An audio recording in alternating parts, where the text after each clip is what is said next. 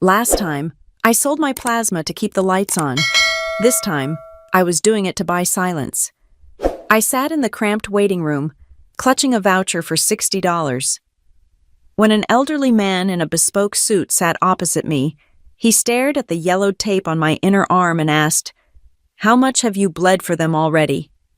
He slid a thick cream envelope across the vinyl seat.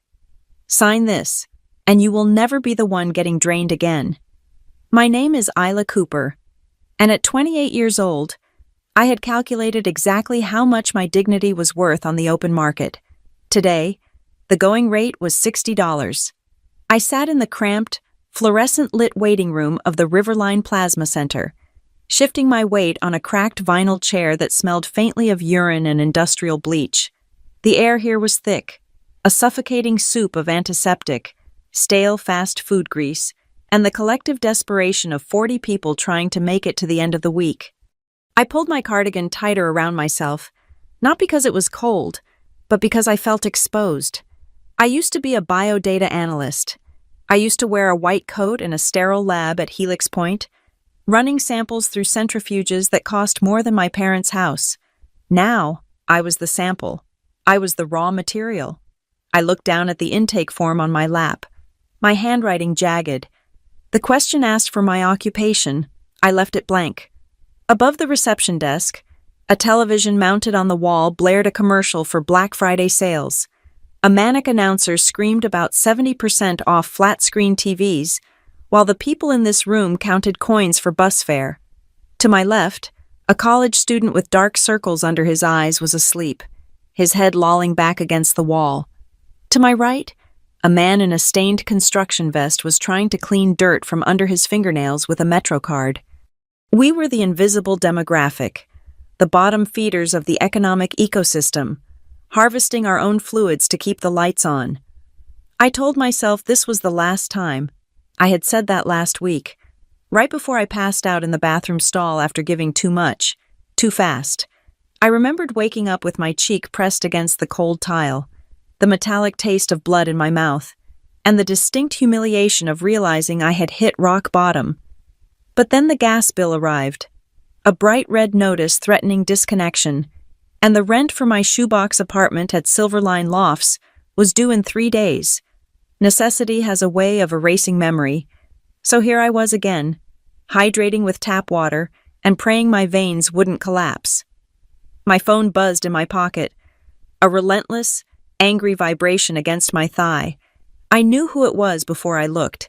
The Team Cooper group chat had been exploding since 6 in the morning. I unlocked the screen, the blue light stinging my tired eyes. "Mom, your father is panicking.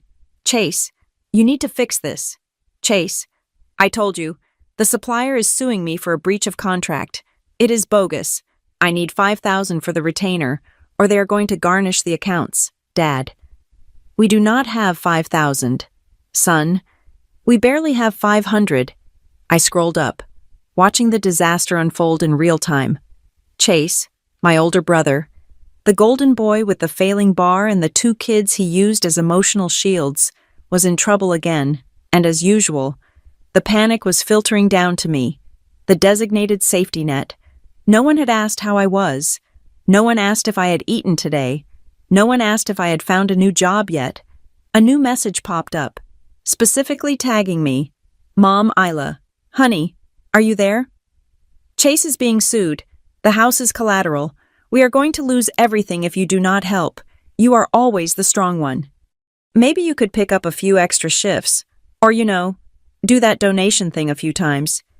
You are young. You can take it."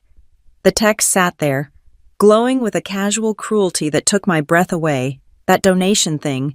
She made it sound like a hobby, like picking up litter or knitting scarves, not letting a machine pump the life out of me for 45 minutes. I typed out a reply. I am at the center right now. "Mom, this $60 is for my gas bill." I hovered over the send button, my thumb trembling. Then I deleted it. What was the point if I told them I was struggling? They would just tell me I was selfish. Chase had kids. Chase had a business. Isla just had Isla. I was the spare part, the tertiary organ that could be harvested to keep the heart of the family beating.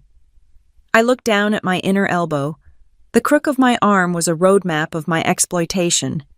A piece of yellowed medical tape from 4 days ago was still stuck there, flanked by a constellation of tiny, bruised puncture marks. Those marks paid for my father's blood pressure medication last month. They paid for my niece's dance lessons the month before. I was a living ATM. But instead of dispensing cash from a reserve, I was dispensing it from my own veins. The bell above the entrance door jingled, cutting through the heavy atmosphere of the room. The automatic doors slid open, and the temperature in the room seemed to drop 10 degrees. The chatter died down. The student next to me woke up. The construction worker stopped cleaning his nails. An old man walked in. He was out of place in a way that was almost violent. In a room full of polyester uniforms and worn-out denim, he was draped in wealth. He was tall, thin, but not frail, wearing a charcoal gray wool suit that fit him with architectural precision. A silk scarf, the color of a storm cloud, was tucked neatly into his lapel. He held a black cane with a silver handle, but he didn't lean on it. He carried it like a weapon. He didn't look at the receptionist behind the glass partition. He didn't look at the security guard who had straightened up, sensing authority. He looked at the room. His eyes, a piercing shade of blue-gray, swept over us like a spotlight searching for a fugitive. He walked straight toward the row of chairs where I sat.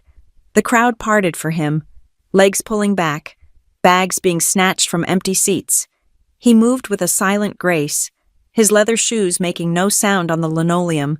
He stopped directly in front of me. I froze. My phone clutched in my hand. He looked at the empty chair opposite me, dusted it off with a gloved hand, and sat down. He crossed his legs, revealing socks that probably cost more than my entire wardrobe. For a long minute, he didn't say a word. He just watched me. He looked at my face, studying my features with an intensity that made my skin crawl. Then his gaze dropped to the clipboard on my lap. He read the name printed in block letters at the top, Isla Cooper. He didn't blink. "Number 42?" the nurse shouted from the back, her voice harsh and bored. The construction worker stood up and shuffled away. The room filled with the low murmur of conversation again, but the bubble of silence around us remained. The old man leaned forward slightly, resting his hands on the head of his cane. "How many times have you sold here, child?" His voice was deep, raspy, carrying the distinct, clipped cadence of the Northeast elite. It wasn't a kind voice. It was a voice used to giving orders that were immediately obeyed. I swallowed hard, my throat dry. "Excuse me?" "The blood," he said, nodding toward my arm. "How much have you bled for them already?" My heart hammered against my ribs. "I do not know who you are, sir, but I think you have the wrong person." "I never have the wrong person," he replied. He looked at the yellow tape on my arm, his expression tightening with something that looked like anger, though I couldn't tell who it was directed at. "You have your grandmother's chin, stubborn, sharp."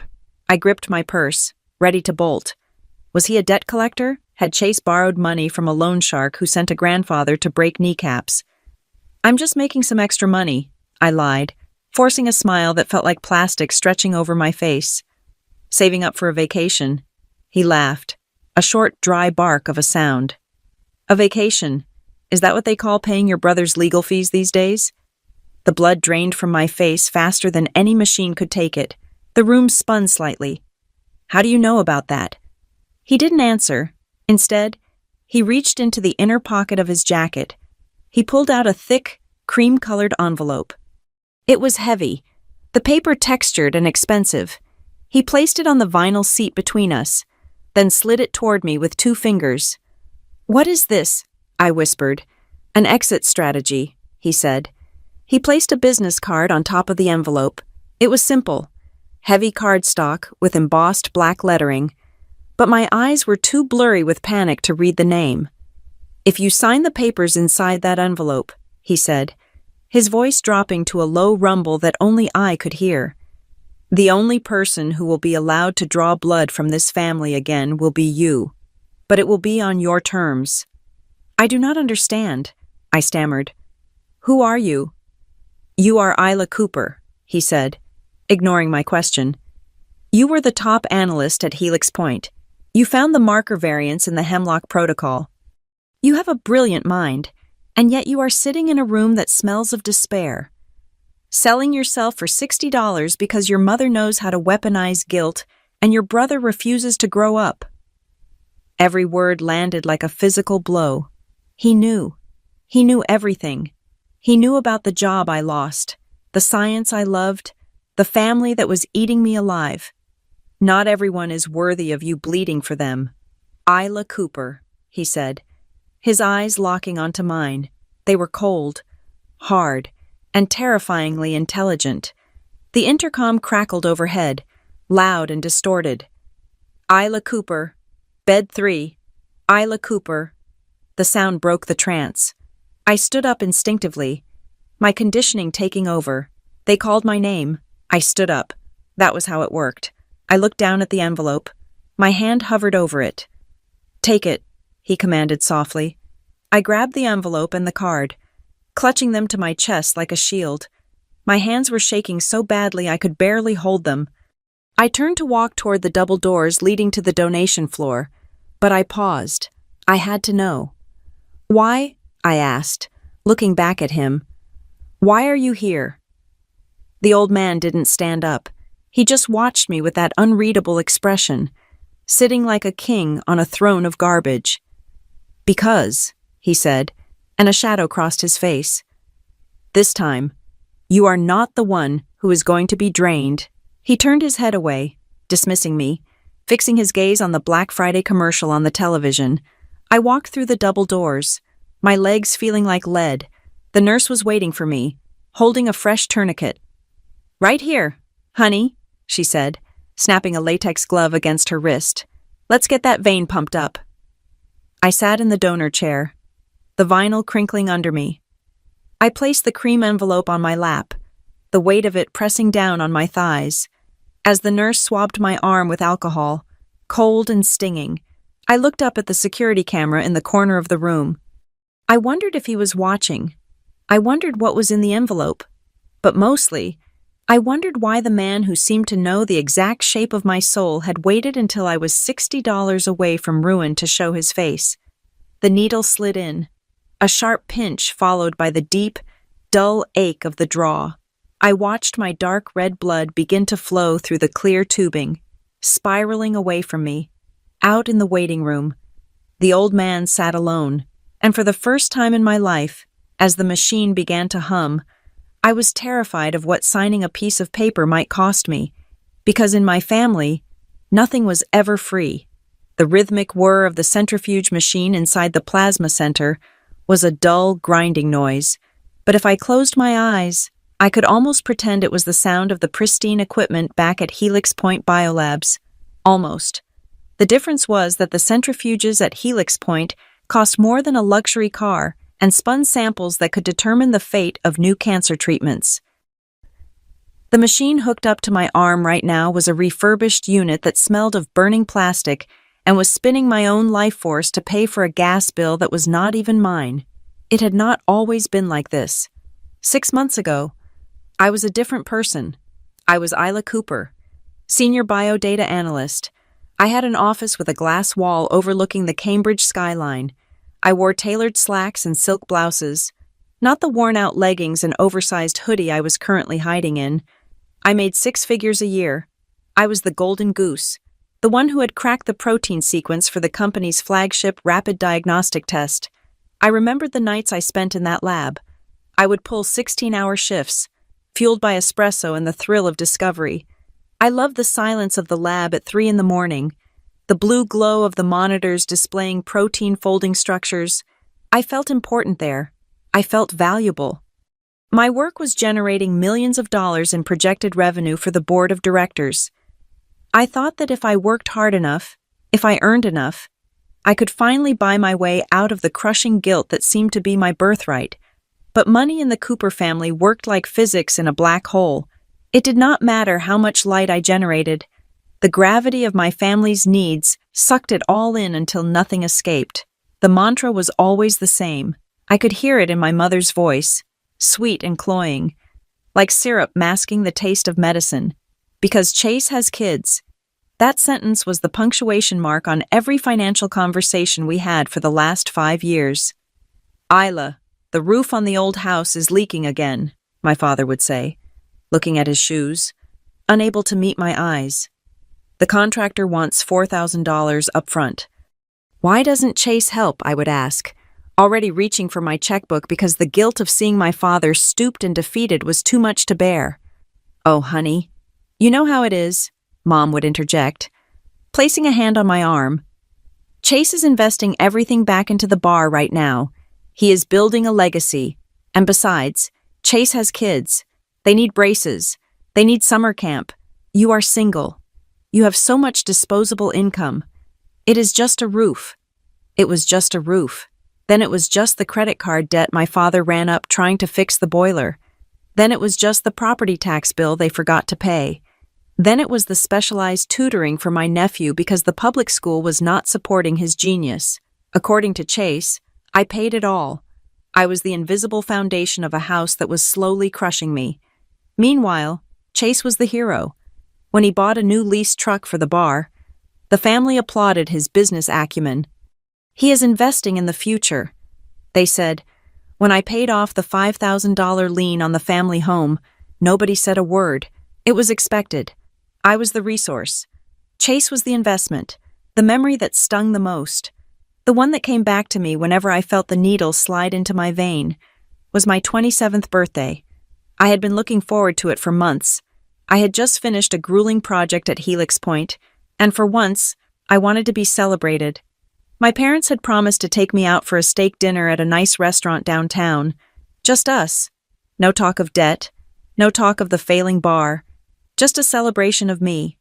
I had bought a new dress for the occasion, a deep emerald green that made me feel sophisticated. I was sitting in my living room, heels on, waiting for the text that they were downstairs. At 6:30, my phone buzzed. Mom. So sorry. Sweetie, little Leo is running a slight fever. Chase is freaking out. We need to go over there and help watch the kids so Chase can manage the bar tonight. We will do dinner next week. Promise, love you. I sat there for a long time, staring at the phone, a slight fever. Leo was 7. He did not need 3 adults to manage a low-grade temperature. I took off the emerald dress and put on sweatpants. I ordered a frozen pepperoni pizza and ate it alone on my couch, watching reality television. 2 hours later, a notification popped up on my phone. It was a photo in the family group chat. It was taken in Chase's backyard. My parents were there. Chase was there, holding a beer, laughing with his arm around Dad. Leo was running around in the background, looking perfectly healthy, chasing the dog. They were grilling burgers. The caption read, Family Barbecue Night. Happy birthday, Isla. We are celebrating you in our hearts. They had not gone to nurse a sick child. They had gone to a party. And they had not invited me because if I was there, the conversation might drift to why Chase could afford craft beer and high-end steaks for a barbecue, but could not pay his own electric bill, which I had quietly settled 2 days prior. I did not reply to the text. That was the night I realized I was not a member of the family. I was a utility provider, like the water company or the electric grid. They only noticed me when the service was interrupted. That was also the month I made my first visit to a plasma center. I had maxed out my credit cards paying for my father's dental surgery, another emergency that Chase could not cover because he had just bought new sound equipment for the bar. My rent was due, and I was short by $300. I remember walking into the center that first time, wearing sunglasses and a hat, terrified someone from Helix Point would see me. I was analyzing blood samples worth thousands of dollars by day, and selling my own for spare cash by night. The irony was so sharp it felt like it was cutting my insides. When my mother found out a week later, I expected her to be horrified. I expected her to say, "Oh my God, Isla, we have taken too much. Stop. Let us help you." Instead, she looked at the bandage on my arm and sighed, a sound that was half pity and half relief. "Oh, honey," she said, "you are so good at enduring things. It is a blessing that you are so healthy. You have always been the strong one. Chase faints at the sight of needles. You know, he could never do that. She framed my desperation as a talent. She turned my financial exhaustion into a character trait. Isla the strong, Isla the provider. The collapse happened 3 months later. It was a Tuesday at Helix Point. I was in the supply closet, looking for a fresh box of pipette tips. Suddenly, the walls felt like they were closing in. The hum of the ventilation system sounded like a scream. My chest tightened, a vice grip crushing my lungs. I dropped the box of tips, hundreds of plastic cones scattering across the floor. I tried to pick them up, but my hands were shaking so violently I could not grip them. I sat on the linoleum floor, gasping for air, tears streaming down my face. I was making 6 figures, and I was eating instant noodles because I had transferred 70% of my last paycheck to cover the legal retainer for a lawsuit Chase was facing regarding a noise complaint. I could not do it anymore. The science required precision, and I was a vibrating mess of anxiety and resentment. I went to my supervisor that afternoon. I told him I needed a sabbatical. I told him I was burned out. I did not tell him I was being cannibalized by my own kin. I took an unpaid leave of absence, thinking the distance would save me. I downsized. I moved out of the luxury apartment and into a studio at Silverline Lofts. It was loud. The heating was unreliable, and the view was of a brick wall, but it was cheaper. I thought that by cutting my expenses, I could stop the bleeding, but I had miscalculated the predator. When I told my family I was taking time off to recover from burnout, they did not hear Isla is sick. They heard Isla is free. "Oh, this is wonderful," Mom had chirped. "Now you have more time for the family." The requests changed form but not intensity, since I wasn't working 16 hours at the lab. I became the default unpaid employee of the Cooper clan. "Isla, can you pick up the kids from school? Chase is meeting a distributor." "Isla, can you come over and look at the bar's inventory spreadsheet? You are so good with data." "Isla, Mom needs a ride to her cardiologist. It is 40 minutes away, and you are not doing anything today, right?" I became a full-time nanny, a chauffeur, and an IT support specialist. And because I wasn't earning a paycheck, the financial demands became even more humiliating. I wasn't writing checks anymore. I was being asked to liquidate the meager savings I had left. "Just until the bar turns a profit," Dad would say. "We are a team, Isla." But a team has players who pass the ball. We were not a team. We were a parasite and a host. I looked down at the tube running from my arm to the machine. The centrifuge spun, separating the golden plasma from the red blood cells. The red cells would be returned to me, but the plasma, the part that carried the proteins, the antibodies, the nutrients, was kept. That was exactly what was happening to my life. My family took the nutrients, the gold, the parts of me that had value, and they pumped the depleted, exhausted remains back into my body so I could wake up and do it all over again. Selling plasma stopped being an emergency measure and became a routine. It was the only way I could generate cash that they did not know about.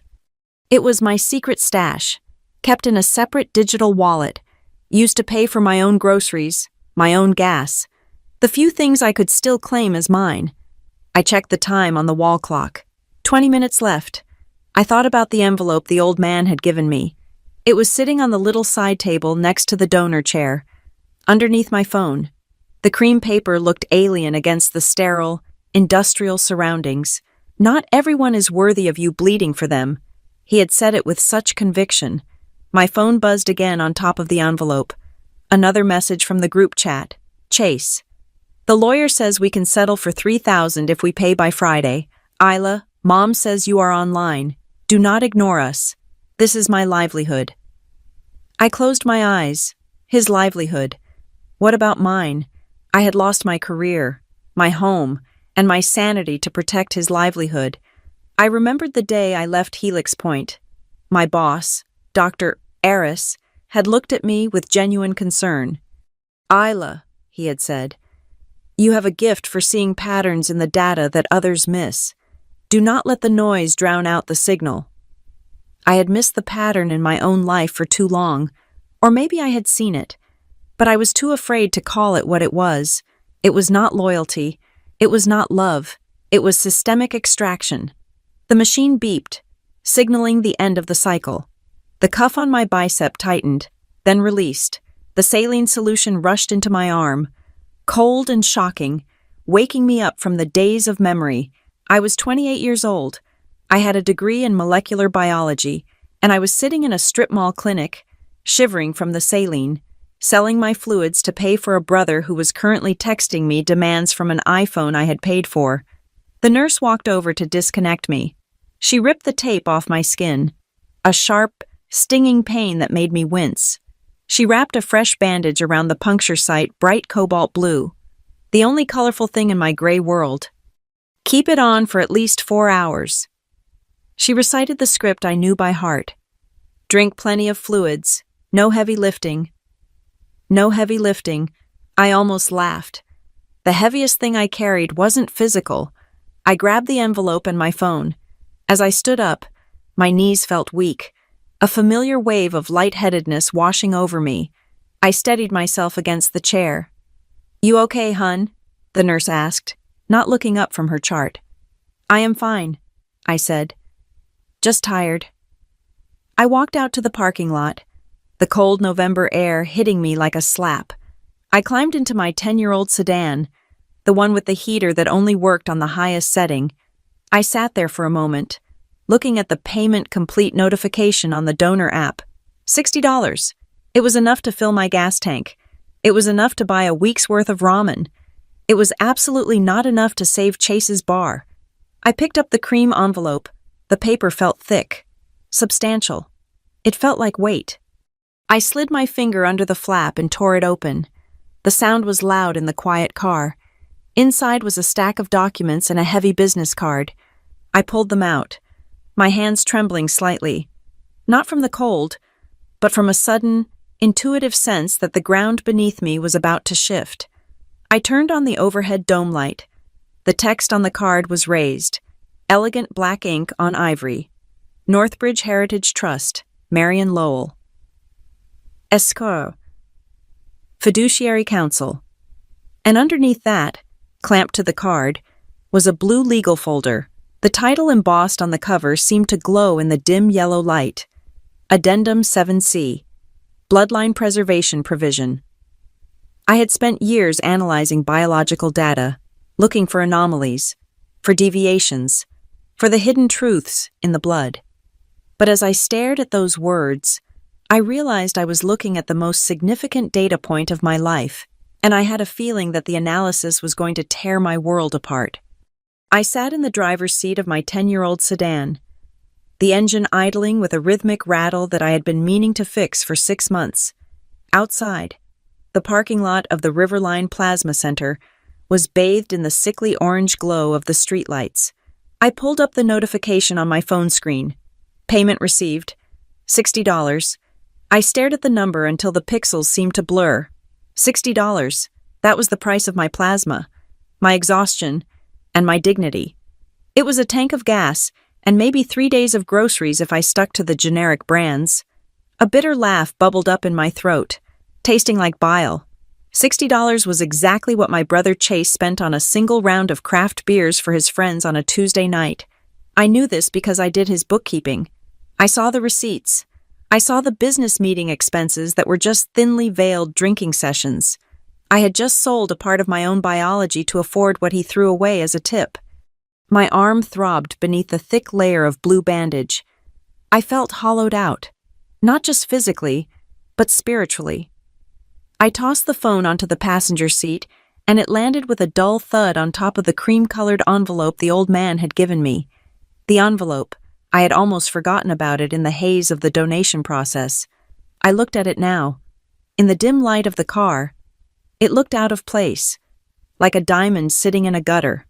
The paper was heavy, textured linen that whispered of old money and closed doors. It was pristine, sharp-cornered, and utterly alien to my world of crumpled receipts and overdue notices. I turned off the car engine to save gas. The sudden silence of the parking lot felt heavy. I picked up the envelope. It had a weight to it, a density that suggested it held more than just paper. I slid a fingernail under the flap. The adhesive gave way with a crisp, satisfying tear. First, I pulled out a business card. It was thick, nearly unbendable. The background was a subtle ivory. The text raised in black ink. Northbridge Heritage Trust, Marion Lowell, Esquire Fiduciary Counsel. The name Northbridge sounded vaguely familiar, ringing a bell in the deep recesses of my memory, but I could not place it.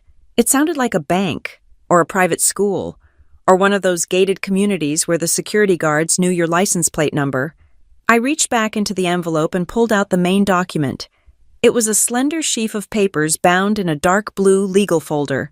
The cover was heavy cardstock, and embossed into the center, in silver foil that caught the orange street lamp light, were the words, Addendum 7C, Bloodline Preservation Provision. I frowned. The title sounded archaic, almost medieval. It sounded like something from a history book about royal succession, not a legal document in the 21st century. I opened the folder. The interior was filled with dense, single-spaced legal text. As a data analyst, I was used to parsing complex information, but this was a different language entirely. It was the language of absolute power. I scanned the first page. It was full of definitions: primary beneficiaries, secondary beneficiaries, discretionary allocations, asset liquidity events. My eyes skipped down, looking for something that made sense. I found a paragraph halfway down the second page that had been highlighted with a faint, yellow marker. The ink looked fresh, as if someone had highlighted it only an hour ago. I squinted to read the text. Clause 4. In the event that a tertiary heir is identified as living below the poverty threshold as defined by the federal index, or is found to be under immediate financial duress, necessitating the sale of biological material, including but not limited to whole blood, plasma, marrow, or reproductive tissue for the purpose of basic survival, the following emergency protocols shall be immediately engaged. My breath hitched. The sale of biological material. I read on, my heart beginning to hammer against my ribs. Upon verification of such a biological liquidation event, the tertiary heir shall be granted temporary, unilateral executive authority over all discretionary allocations within the trust for a period of 24 hours. This authority supersedes the rights of all primary and secondary beneficiaries to access non-essential funds. I read the sentence 3 times. Unilateral executive authority supersedes rights. I flipped the page, my fingers trembling. The document was getting more specific. It was not a boilerplate contract. It was a weapon. At the bottom of the 3rd page, the printed text ended. Below it, there was a line for a name, labeled Tertiary Heir. In the blank space, someone had written in a sharp, jagged, but immensely powerful cursive, Isla Elise Cooper. I stared at my own name. It looked strange in that handwriting, authoritative, undeniable. And below that, on the line labeled Trust Chairman, was a signature that stopped my heart cold. Victor Cooper. The name hit me like a physical blow to the chest. Victor. Grandpa Victor. The stories came rushing back, a tidal wave of bitter warnings and hushed insults that had made up the background noise of my childhood. My mother rarely spoke his name without a sneer. He is a monster. Isla, she would say, usually after a glass of wine. He cared more about his stocks than his own son. He cut your father off without a penny because Dad wanted to be an artist instead of a suit. We do not need him. We never needed him. I remembered the narrative clearly. We were the noble outcasts, the Coopers who chose love over money. Victor was the villain in the high tower, the miser who let his grandchildren struggle while he sat on a pile of gold. But then, a different memory surfaced, a sharp, visceral flash of something I had not thought about in years. I was in college, maybe 19 years old. I was home for the summer, checking the mail. I had pulled out a heavy cream-colored envelope, exactly like the one sitting in my lap right now. It had the same Northbridge logo in the corner. I remembered the feel of the expensive paper. I had started to open it, curious. My mother had snatched it out of my hand. I remembered the speed of her movement, the sudden violence in her grip. "Do not touch that." "Isla," she had snapped. "What is it?" I had asked, startled. "It is spam," she had said, her voice tight. "Legal spam. They try to trick you into signing things. Scams. Just garbage." She had torn the envelope in half, right there in the driveway. She tore it into quarters, then eighths, until it was just confetti. She marched to the trash can and threw it in, burying it under a bag of kitchen waste. "Never open mail from them," she had told me, her eyes wide and intense. "Promise me. They just want to hurt your father." I had promised. I trusted her. Why would my mother lie? I looked down at the logo on the business card again. Northbridge Heritage Trust. It was the same logo. The realization washed over me, cold and paralyzing. They were not scams. They were not spam. They were letters from a grandfather I had been told was a monster, and my parents had been intercepting them. For how long? 10 years? 20? I looked back at the document, at the highlighted clause, verification of a biological liquidation event. My eyes moved to the very bottom of the page, to a section printed in a font so small I had to bring the paper inches from my face to read it. Activation trigger. Verified biological donation event. Whole blood or plasma conducted under financial duress on the date of November 20th. November 20th, today. The air in the car felt suddenly thin.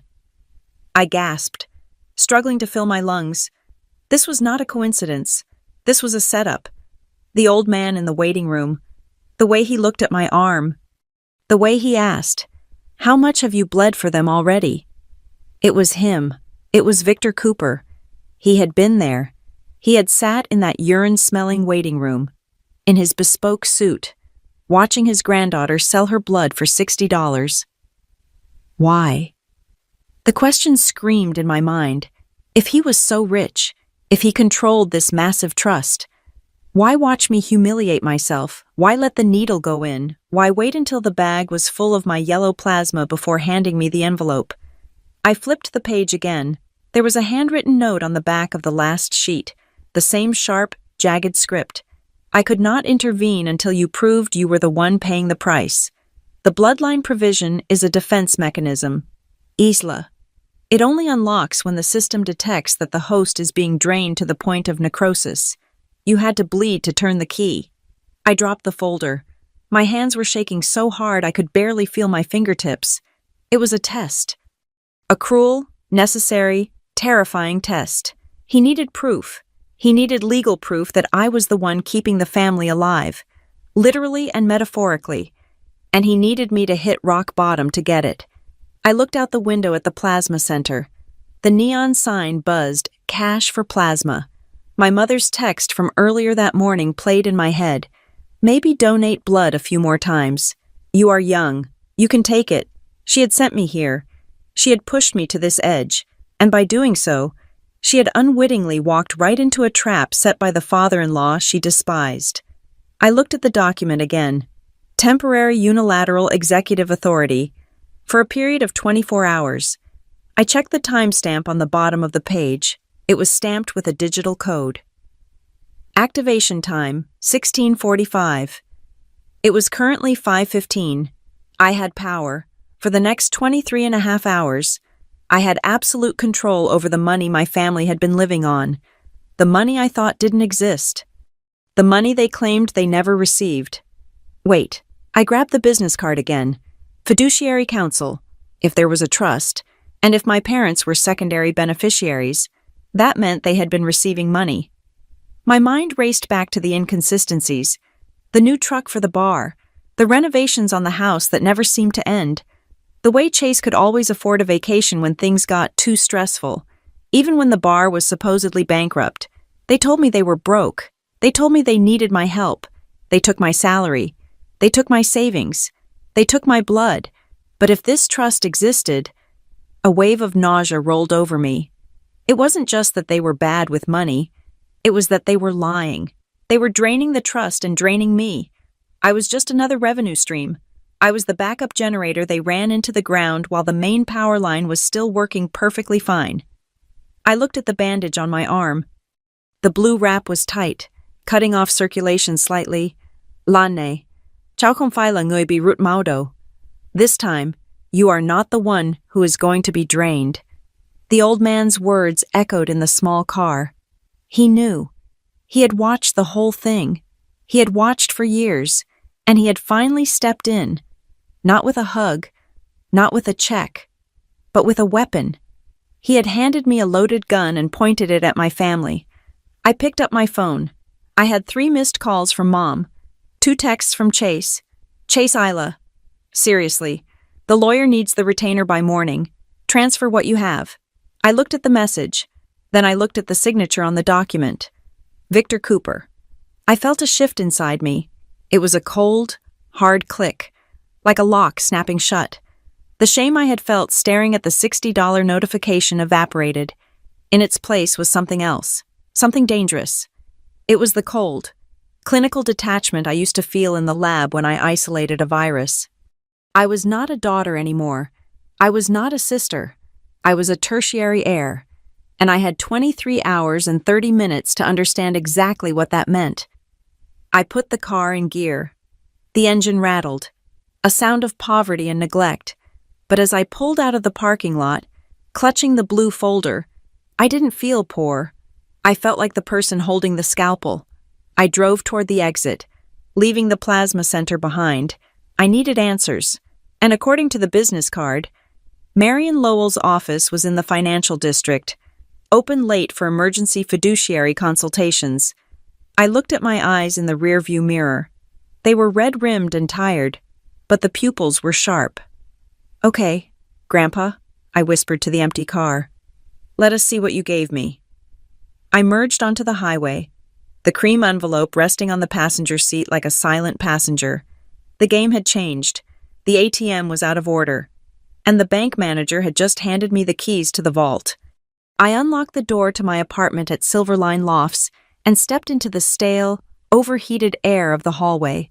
It was a studio, barely 500 square feet, with a view of a dumpster and a radiator that clanked like a dying engine.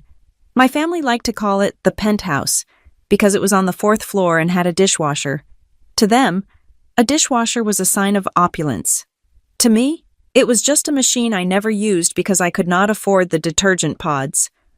I tossed my keys on the laminate counter and pulled my phone out of my pocket. The screen was a wall of notifications. 69 unread messages in the group chat titled Team Cooper. I slumped onto my second-hand sofa, keeping my bandaged arm elevated, and opened the app. The conversation had been raging for the last 2 hours while I was sitting in the donor chair, letting a machine filter my blood for gas money. It started with a photo. My mother had reposted a picture I had put on my story a week ago, a simple shot of my kitchen counter with a bowl of apples. I had been trying to make the place look homey. Mom. Look at how clean Isla's place is. Must be nice to have all that time to organize. Dunt Aunt Nora says she is proud of our girl. Below it, the vultures had descended. Chase, look at that backsplash. That is quartz. I priced that out for the bar renovation last year. That is $50 a square foot. She is crying poor, but she is living in a showroom. My stomach twisted. The backsplash was cheap peel-and-stick vinyl I had bought at a dollar store to cover a stain on the wall. But Chase saw what he wanted to see. He saw money. Cousin Becky Isla always figures it out. She never says no. She probably has a savings account she does not tell you guys about. You know how she is with data. She calculates everything. Chase. Exactly. She is hiding it. I am over here trying to keep a family business alive for her nephews, and she is buying quartz. I scrolled down, watching the narrative build. In their minds, I was a miser, sitting on a dragon's hoard of gold, refusing to toss a coin to the starving villagers. The reality was that I was eating peanut butter from a jar because bread was too expensive this week. Then came the private message from Mom. It had come in 20 minutes ago.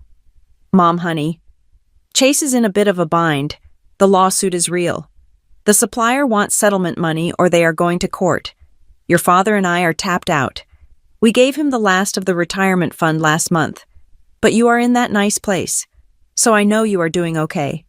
We are going to drive up this weekend to visit. It has been too long. We can have a nice family talk.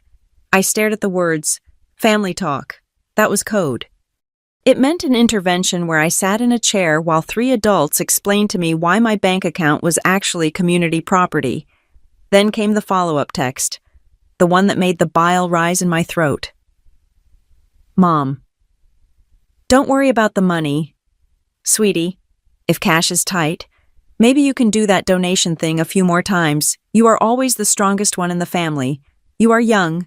You can take it. It is just a little needle. Right, I'll love you. I dropped the phone on the cushion next to me. You are young. You can take it. It was a joke to her. A quirky little side hustle. She did not see the dizziness, the bruising, the exhaustion that went bone deep. She saw my body as a renewable resource. I was a battery they could plug into whenever their own charge ran low. And when I was drained, they just told me to recharge faster. I stood up, my legs shaky, and walked over to the kitchen table where I had left my laptop. I needed to see something. The old man's words from the waiting room were echoing in my head. You were the top analyst at Helix Point. I opened my laptop and logged into my old email archive. I had saved everything before I resigned. I searched for the separation agreement and the initial employment contract. I remembered my parents had been so involved when I got that job. Dad had insisted on reviewing the contract with his friend who was a paralegal. They had given me so much advice. I found the document. It was a stock option grant from 3 years ago. I read the fine print. The part I had glossed over because I was 25 and trusted my parents implicitly. Clause 19, Familial Beneficiary Designation. I read it slowly. At the time, Dad had told me it was a standard protection clause. Just in case something happens to you, Isla, we want to make sure the assets stay in the family. But looking at it now, with the eyes of someone who had just been handed a fiduciary weapon, I saw it for what it was. It structured my stock options so that they were not fully liquid to me until 5 years of vesting. And this was the kicker, they could be borrowed against by the designated beneficiaries in the event of a familial hardship request approved by the employee. I checked the transaction history. There were no withdrawals. Thankfully, because I had quit before the stocks fully vested, but the intent was there. They had rigged my job contract before I had even started my first day. They had built a back door into my career. I slammed the laptop shut. The betrayal felt cold and slimy, like touching a dead fish. I looked at the cream envelope and the blue folder lying on the table. Addendum 7C. I sat down and opened the folder again. I flipped past the first page, past the legal definitions, and found the financial appendix at the back. It was a ledger, a detailed history of disbursements from the Northbridge Heritage Trust over the last 15 years. I ran my finger down the column labeled Recipient, Leon Cooper, Chase Cooper, Amy Cooper, Leon Cooper. The list went on and on. I looked at the dates. March, 2010, $10,000. Note, emergency home repair. That was the year the roof leaked. I remembered that. I had paid $4,000 for that roof out of my babysitting money and student loans. Dad had told me they had no money. They took $10,000 from the trust, and I still paid for the roof. June, 2012, $15,000. Note, educational support. Chase Cooper. That was the year Chase dropped out of college to start his DJ career. I paid for his textbooks that semester. August, 2018, $40,000. Note, small business liquidity injection. Chase's Bar Grill, $40,000. I had co-signed a loan for the bar that year because Chase said the bank wouldn't give him enough. He had $40,000 of free money, and he still needed me to put my credit score on the line. I felt a scream building in my chest, but it wouldn't come out. It was stuck behind a wall of pure, unadulterated shock. They hadn't been cut off. The story about Grandpa Victor abandoning us because Dad wanted to be an artist, it was a lie. It was a complete fabrication. Grandpa Victor had been paying them for 15 years. He had been writing checks. I looked at the totals at the bottom of the page. Total discretionary disbursements to Leon Cooper branch, $642,000. $642,000. I looked at the timestamp on my donation app. $60. I had sold my blood for $60 while my father and brother had burned through over $500,000 of family money. And they still wanted $5,000 for a lawsuit. I looked at the notes column again. Medical emergency, business rescue, childcare support. Every single time I had stepped in to save them, every time I had paid a bill, bought groceries, covered rent, they had already been paid for it. They were double dipping. They were taking money from the trust to solve a problem, spending it on God knows what, and then coming to me crying poverty so I would solve the problem with my own money. I was not just a safety net, I was a laundering scheme. They were laundering their own incompetence through my empathy. I flipped to the section for Isla Cooper. It was blank. There was not a single entry. No tuition support, no medical support, nothing. A handwritten note in the margin. In that same sharp script from Victor Funds intercepted by Guardians. Direct access blocked by Amy Cooper. Claiming beneficiary refusal. Mom. Mom had told the trust I refused the money. Spam legal crap. She had called it. She had torn up the checks. Or maybe she hadn't torn them up. Maybe she had forged my signature. Or maybe she just told them I didn't want it, so the trust would divert the allocation back to the general family pot, which meant Dad and Chase. I reached for my phone and opened the voicemail tab. I needed to hear her voice. I needed to reconcile the monster on this paper with the woman who baked pumpkin bread. I played the message from yesterday. Isla, my beloved daughter, just calling to check in. Also, Chase is really stressed about the taxes. I know you are busy, but if you could just take a look at them, you are so smart with numbers. We would be lost without you. Literally lost. Love you to the moon. Beloved daughter. Smart with numbers. Love you. The words sounded different now. They didn't sound like affection. They sounded like the anesthetic they put on your skin before they insert the needle. It was just a numbing agent to make the extraction easier. We would be lost without you. Translation. We would have to spend our own money without you. I looked at my arm. The blue bandage was a stark reminder of reality. I had literally drained myself for them. And tomorrow, they were coming here. They were coming to this apartment to ask for more, to ask me to bleed again. The anger that finally broke through wasn't hot or fiery. It was cold. It was the temperature of liquid nitrogen. It was the kind of cold that burns. I wasn't going to let them in. I wasn't going to cook for them. I wasn't going to look at Chase's taxes. I looked at the Addendum 7C document again. Temporary Unilateral Executive Authority. I had the power to stop it. I could turn off the tap, but doing so would be an act of war. It would destroy the illusion of Team Cooper forever. My phone buzzed in my hand, startling me. It wasn't a text this time. It was a call. The screen showed a number I didn't recognize. No caller ID, just a local area code. My thumb hovered over the decline button. I never answered unknown numbers. It was usually bill collectors, but then I looked at the business card on the table. Marion Lowell. I swiped right and held the phone to my ear. I didn't say anything. Ms. Cooper, a woman's voice said. It was crisp, professional, and utterly devoid of warmth. It sounded like steel wrapped in velvet. This is Marion Lowell from the Northbridge Heritage Trust. I let out a breath I didn't know I was holding. I am listening. I assume by now you have read Addendum 7C, she said. It wasn't a question. And I assume you have looked at the financial appendix. I have, I said, my voice rasping slightly. Good, Marion said. Then you understand the situation. The activation trigger was logged at 4:45 this afternoon when you signed the consent form at Riverline Plasma. The 24-hour clock is ticking. Ms. Cooper? He was there, I said, my eyes stinging. He watched me. Mr. Victor Cooper believes in empirical evidence, Marion replied, her tone unbothered. He needed to be sure that you were truly the host organism being depleted, and not a co-conspirator in the waste. I am not a co-conspirator, I whispered, looking at the ledger that proved my stupidity. I am the fool. A fool is someone who doesn't know they are being used, Marion said. You know now. The question is, What are you going to do about it? I gripped the phone tighter.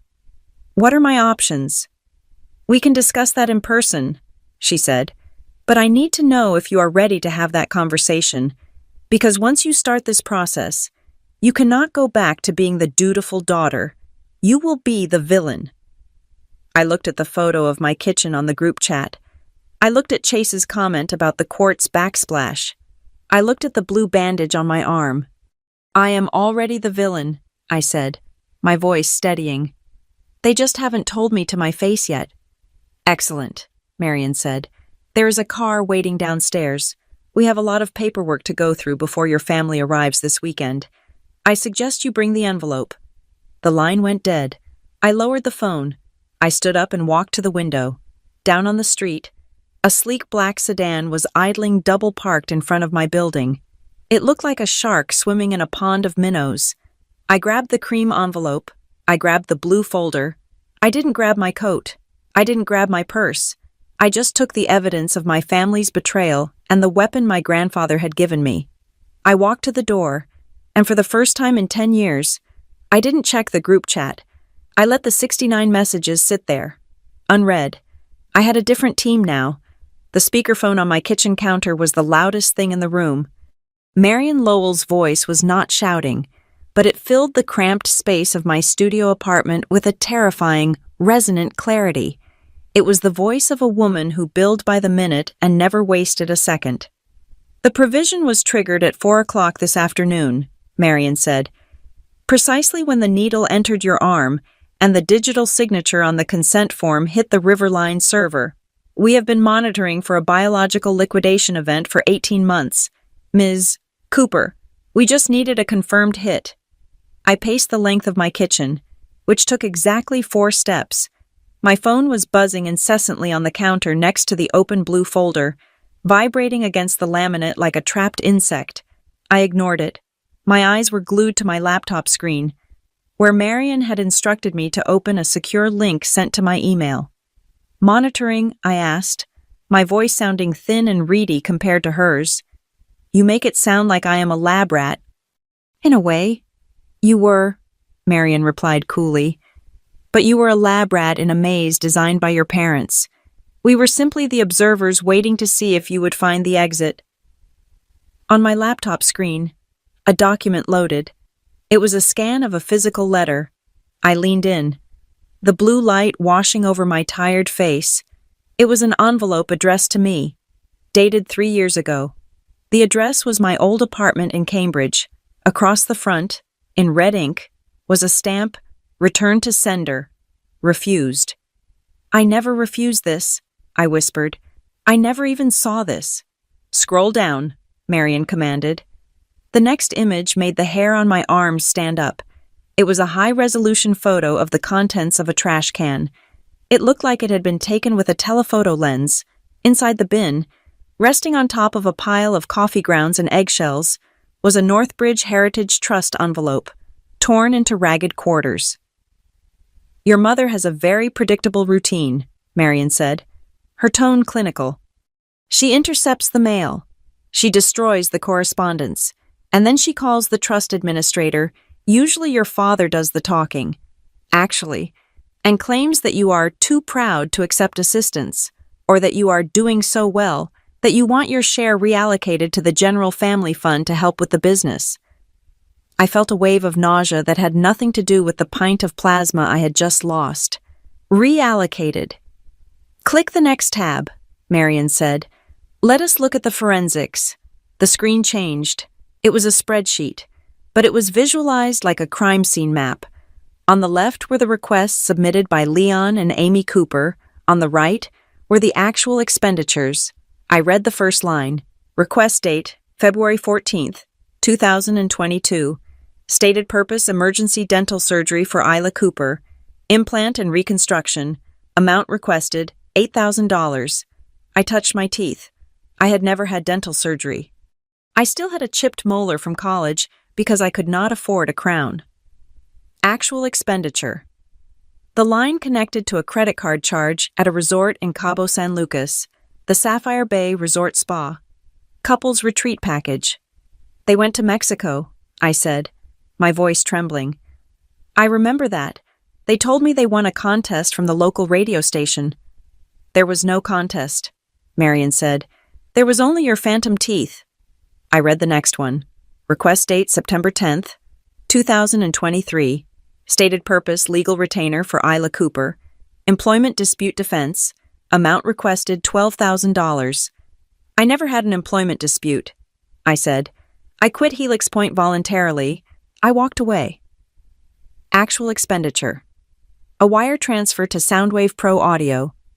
Chase's speakers, I realized. The new sound system for the bar. He told everyone he got a small business grant. The grant was you, Marion corrected. Or rather, the fiction of you. The spreadsheet went on and on. Tuition for a master's degree I never applied for. Medical treatments for a mysterious autoimmune condition I did not have. Down payments on cars. Renovations for accessibility needs, for a house that had no disabled residents. It was a masterpiece of fraud. And the victim was not just the trust. The victim was my reality. They had painted a portrait of me to my grandfather, a portrait of a sickly, litigious, incompetent disaster of a granddaughter who constantly needed saving so they could pocket the rescue money. Why? I asked, gripping the edge of the counter. Why did Grandpa Victor let this happen if he knew, if he was watching? Why did he sign the checks? Because legally, he had to. Marion explained. The original terms of the trust were loose. Discretionary funds for family welfare are hard to police without a plaintiff. And you, Ms. Cooper, were silent. You never complained. You never reached out. As far as the official record showed, you were receiving the help and asking for more. I did not know, I snapped. Ignorance is not a defense in a court of law, and it is not a defense in a family dynamic, Marion said sharply. However, Victor suspected he is a man who built an empire on reading people. He did not believe that the woman who published 3 papers on protein synthesis before the age of 25 was also a woman who needed $12,000 to fight a parking ticket. So he wrote the bloodline provision, I said, looking at the blue folder. He needed a trigger, Marion said. He needed absolute, irrefutable proof that the flow of resources was inverted. A healthy family structure flows from the top down. Parents provide for children. The rich provide for the struggling. In your family, the flow is reversed. The child provides for the parents. The struggling provider supports the idle consumers. She paused, and the silence on the line was heavy. The provision requires a biological marker, she continued. It is medieval, perhaps, but effective, when the tertiary heir, that is you, is forced to sell their own body to survive, while the primary beneficiaries, your parents and brother, are still drawing discretionary funds. The breach of fiduciary duty is proven. Your plasma donation today was the smoking gun. My phone buzzed again. I looked down. A text from Mom. Mom. Just booked the flights. We land at 10 tomorrow. Chase is so excited to see you. He says he misses his big sis. We are a family. Isla, we stick together. Get some rest. The contrast between the text and the spreadsheet on my screen was so violent it made me dizzy. We stick together, like leeches stick to a host. So what happens now? I asked Marion. I have the power. What does that mean? It means you have a button, Marion said. And you have until 11:59 tonight to push it. If you sign the execution order attached to the email I just sent, we freeze them out. Freeze them. A total suspension of all discretionary allocations to the Leon Cooper branch, Marion said, her voice devoid of pity. No more emergency requests, no more business investments, no more medical rescue funds without direct provider billing. We cut the line. The monthly basic stipend remains. Victor is not a murderer, but the party is over. The bar gets no bailout, the house gets no new deck, and your brother's lawsuit. He pays for it himself. I swallowed hard. If I sign this, they will know. Oh, they will know immediately, Marion said. Their cards will be declined at breakfast. The wire transfer for the lawsuit will bounce, and they will receive a formal notification that the freeze was initiated by the tertiary heir under the bloodline provision. They will hate me, I said. The realization washed over me like ice water. They will say I am destroying the family. They will say I am selfish. They will, Marion agreed. They will call you ungrateful. They will call you a traitor. They will tell everyone who will listen that you have stolen their birthright. You will be the villain in every story they tell for the next 20 years. I looked at the bandaged spot on my arm. It throbbed in time with my heartbeat. And if I do not sign, I asked. Then at midnight, the provision expires. Marion said, the trust returns to its standard operating procedure. Your parents will continue to draw funds in your name. Chase will likely get his $5,000 by Monday, probably claiming it is for your rehabilitation, and you will wake up tomorrow, go to the grocery store, and calculate whether you can afford the name-brand peanut butter. She let that sink in. And, she added, the next time you go to Riverline Plasma, Victor will not be in the waiting room. He does not offer the lifeboat twice. I closed my eyes. I could see the future if I did nothing. It was a long, gray tunnel of Isla. Can you just... And Isla. We promise this is the last time. It was a future where I slowly dissolved, cell by cell, until there was nothing left of me but a dried-up husk that they would step over to get to the next host. Victor is flying in tonight, Marion said, breaking my reverie. He will be at the Northbridge Foundation headquarters tomorrow at 3 o'clock. He wants to know if you have the stomach to look him in the eye, and more importantly, if you have the stomach to look your father in the eye and say no. Tomorrow, I repeated. My family is coming tomorrow. Then the timing is perfect, Marion said. A confrontation is inevitable. The only question is whether you walk into it armed or whether you walk into it on your knees. I looked at the screen again. $642,000. I looked at the notification from the Plasma app. $60. The math was simple. It was brutal, but it was simple. Ms. Lowell, I said, what happens to the money that they would have requested if I freeze it? It stays in the principal, she said. It grows.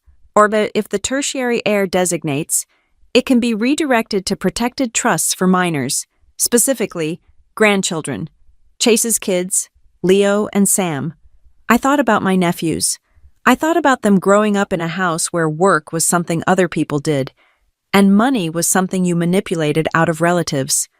I thought about them watching Chase panic every month, learning that anxiety was a lifestyle. If I do not turn off the valve, I whispered. Who will? No one, Marion said. The valve stays open until the reservoir is dry, and you are the reservoir. Ms. Cooper. My hand hovered over the mouse.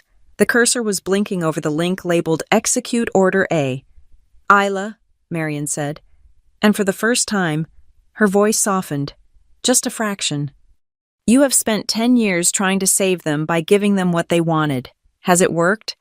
I looked around my apartment, the peeling vinyl backsplash, the radiator that didn't work, the empty refrigerator. No, I said, it has not. Then perhaps it is time to try saving them by stopping, she said. I will stay on the line while you read the document, but remember the time. You have 6 hours. I sat down at the table. The cheap laminate felt cold under my elbows. I pulled the cream envelope closer to me, running my thumb over the raised ink of the Northbridge logo.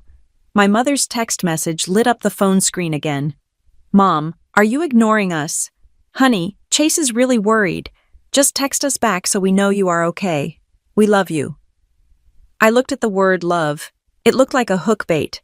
I picked up the phone and turned it face down. I am reading it now, I said to Marion.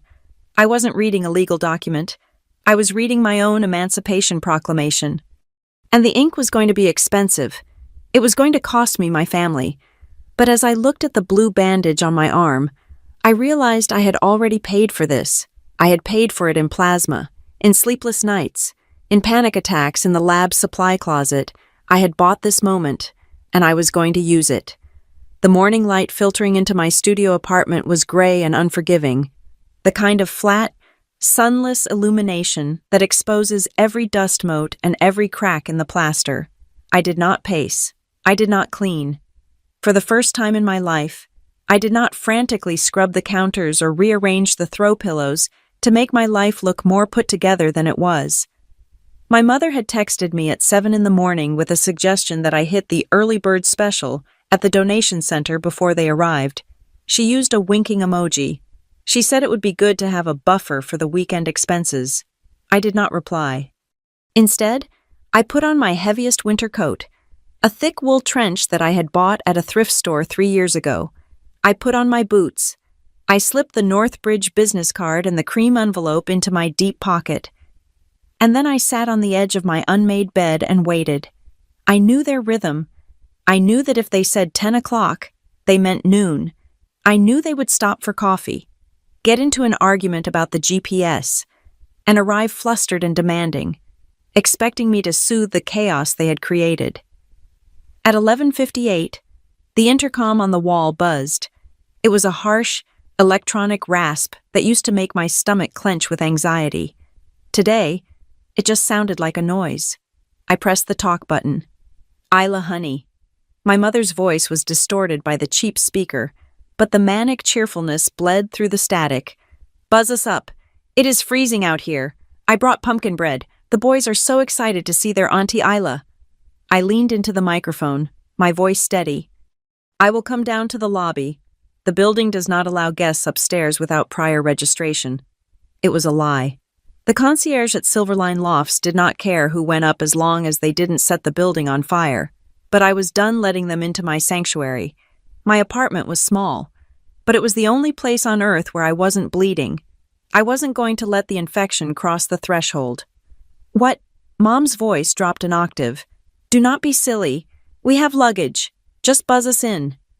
I am coming down, I said, and released the button before she could argue. I took the elevator down 4 floors. The metal doors reflected my image back to me pale, dark circles under my eyes, but standing straighter than I had in years. The lobby of Silverline Lofts was an exercise in budget luxury. There were fake fiddle leaf fig trees in the corners, a geometric rug that was already fraying at the edges, and a concierge desk manned by a college student named Dave who was currently watching videos on his phone with one earbud in. The automatic doors slid open, and the Cooper family poured in like a weather event. Mom was first, clutching a Tupperware container wrapped in foil. She was wearing a coat that looked new, a puffy, expensive brand with fur on the hood. Dad was behind her, dragging 2 oversized rolling suitcases that thumped loudly over the threshold. Chase brought up the rear, holding his iPad like a shield, while my 2 nephews, Leo and Sam, squeezed past him, wrestling over a Nintendo Switch. Isla, Mom shrieked, dropping the pumpkin bread on a side table and rushing toward me with her arms wide open. Oh, look at you. You look so thin. Have you been eating? She lunged for the hug. Usually, I would melt into it. Usually, I would let the smell of her perfume vanilla and expensive hairspray lull me into thinking everything was okay. This time, I stood rigid. I kept my hands in my pockets. I did not lean in. Mom's arms wrapped around me, but she was hugging a statue. She squeezed, waiting for the reciprocal pressure, the submission. When it didn't come, she patted my back awkwardly twice, thump, thump, and pulled away. The silence that followed was short, but sharp. Dad stopped dragging the suitcase. Chase looked up from his iPad. Even the kids seemed to sense the shift in barometric pressure and went quiet. Well, Mom said, her smile faltering, and then fixing itself into a tighter, harder line. Someone woke up on the wrong side of the bed. Hello, Mom, I said. Hello, Dad. Chase. Why are we standing in the lobby? Chase asked. He didn't say hello. He looked around the room, his eyes scanning the fake marble floors and the high ceilings.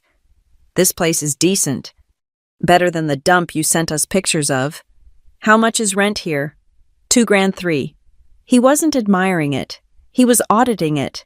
I could see the calculator running behind his eyes. If she can afford this, she can afford me. We are not going up, I said, my voice carrying in the echoey space. Dave the concierge looked up, sensing drama, and paused his video. If we are going to talk, We are going to do it here, or we are not going to do it at all. Mom laughed, a high, nervous sound. Isla, do not be ridiculous. We drove 3 hours. Your father needs to use the bathroom. The boys want to watch cartoons. We are family. This is our home too when we visit. It is not, I said. I pay the rent. I am on the lease. It is my home. And today, it is closed. Mom's face changed. The sweet, doting mask slipped, revealing the irritation underneath. What is this little power trip? Are you embarrassed of us? Or are you hiding something up there? A boyfriend. Is it money? Chase cut in. He stepped closer, invading my personal space. He smelled of stale coffee and aggression. Did you sell some stock? Or did you go to the center this morning like Mom said? Is that where the rent money came from? He looked at my arm, searching for the bandage beneath my coat sleeve. He was looking for the receipt of his own inheritance. I did not go to the center, I said. Then we have a problem, Chase said, his voice dropping to a hiss, because I need $38,000 by Monday. Isla, or I lose the lease on the new expansion space. There it was. The number, 38,000. Expansion space, I asked, feigning ignorance. I thought the bar was failing. It is a pivot, Chase snapped. We are pivoting to a lounge concept. I signed the lease 2 months ago. The penalty for breaking it is 38,000. I thought I could float it, but the loan fell through. So you signed a contract you could not afford, I said. I signed it because I thought I had backing, Chase yelled. Dad said we could move some things around. Mom said you would help with the bridge loan. We had a plan. Isla. The plan was me, I said. The plan is always me. Specifically, the plan is for me to sell my car, empty my 401k, and bleed myself dry so you can open a lounge. You do not need that car, Mom interjected, her voice reasonable, as if she were explaining gravity. You work from home now, and you are young. You can rebuild your retirement. Chase has children. He is building a legacy for your nephews. I looked at Leo and Sam. They had abandoned the switch and were pressing their noses against the glass of the front door. Looking at a dog walking by outside, they were oblivious. They were just the currency Chase used to buy my guilt. I know, I said softly. Good, Dad said, speaking for the first time. He looked relieved. He wiped sweat from his forehead. So let us go upstairs, look at the numbers, and figure this out. We can call the bank together. I know about the trust, I said. The words were quiet, but they hit the group like a grenade. Dad dropped the handle of the suitcase. It clattered loudly against the tile floor. Mom blinked, her mouth opening and closing like a fish. What? I know about the Northbridge Heritage Trust, I repeated, looking directly at my father. I know about the $642,000 you have withdrawn over the last 15 years. I know about the money for the roof, the money for the tuition, the money for the dental surgery I never had. The color drained from Dad's face so fast I thought he might faint. He looked at Mom, panic swimming in his eyes. Mom recovered faster. She scoffed, waving her hand as if swatting away a fly. I do not know what you are talking about. That is just something your grandfather made up. It is complicated. You do not understand finance, Isla. I was a data analyst for a Fortune 500 company, I said coldly. I understand ledgers, I understand fraud, and I understand that you have been intercepting my mail for a decade. Chase looked between us, confused. He obviously didn't know the full extent. He knew there was money, but he didn't know I wasn't supposed to be paying for everything. What trust? What is she talking about, Dad? She is delusional, Mom snapped, her voice getting shrill. She is having a breakdown. It is the stress. Isla, honey, you are not making sense. We have always struggled. We have always been alone. I have the spreadsheet. Mom, I said. I have the receipts. The vacation in Cabo. The one you won on the radio. That was paid for with a withdrawal request for my emergency dental work. Mom's face went from pale to a blotchy red. We needed a break. We were drowning. You were doing fine. You had that big job. You did not need it. So you stole it, I said. We did not steal it, she screamed. And now Dave the concierge was standing up, looking ready to call security. It is family money. It belongs to all of us. Your grandfather is a miserly old hateful man who tried to control us. I was protecting you from him. By robbing me? I asked. Chase stepped in again, but the arrogance was gone, replaced by a frantic, cornered animal look. Wait. If there is a trust, why am I being sued for $38,000? Why are we broke? Because you spent it all. Chase? I said. You spent it on speakers. You spent it on trucks. You spent it on business meetings that were just hangovers waiting to happen. I took a step closer to my brother. And while we are talking about fraud, I have a question about the original loan for the bar, the one from 4 years ago. Chase flinched. He physically recoiled. Did you use my social security number to co-sign that loan? I asked. Because on my credit report, there is an inquiry I never authorized, and Marion Lowell seems to think that is a federal crime. It was just a signature, Mom yelled, stepping between us. It was just a formality. You have good credit. Your brother needed a start. How can you be so petty about a number? He is your brother. Petty. I laughed, a dry, humorless sound. You committed identity theft. You have been embezzling my inheritance and then guilt-tripping me into covering the gaps you created. We did it for the family, Dad shouted. It was the loudest I had ever heard him speak. We did it to survive. You do not know what it is like. Isla, you have always had it easy. Things come easy to you. I looked at them. I looked at the expensive coat my mother was wearing, bought with money that should have paid for my education. I looked at the iPad in Chase's hand. I looked at the suitcases packed for a long stay in my tiny apartment. Easy, I said. I was bleeding into a bag yesterday for $60. I was sitting in a room with meth addicts so I could pay the gas bill you stuck me with. That is your choice, Mom spat. You like being the martyr. You like making us feel bad. I looked over at the corner. Leo and Sam were sitting on the floor now. Leo had opened the container of pumpkin bread and was eating a piece, watching us with wide, fearful eyes. He looked exactly like Chase did when we were kids, before the entitlement set in, before he was ruined by the constant cushioning of his failures. I wasn't going to let them turn those boys into Chase. I reached into my pocket and pulled out the business card. The heavy cream cardstock felt like a weapon in my hand. I held it out to my father. I am done, I said. I am done being the bank. I am done being the insurance policy. And I am done being the daughter you lie to. Dad stared at the card. He didn't take it. Take it, I commanded.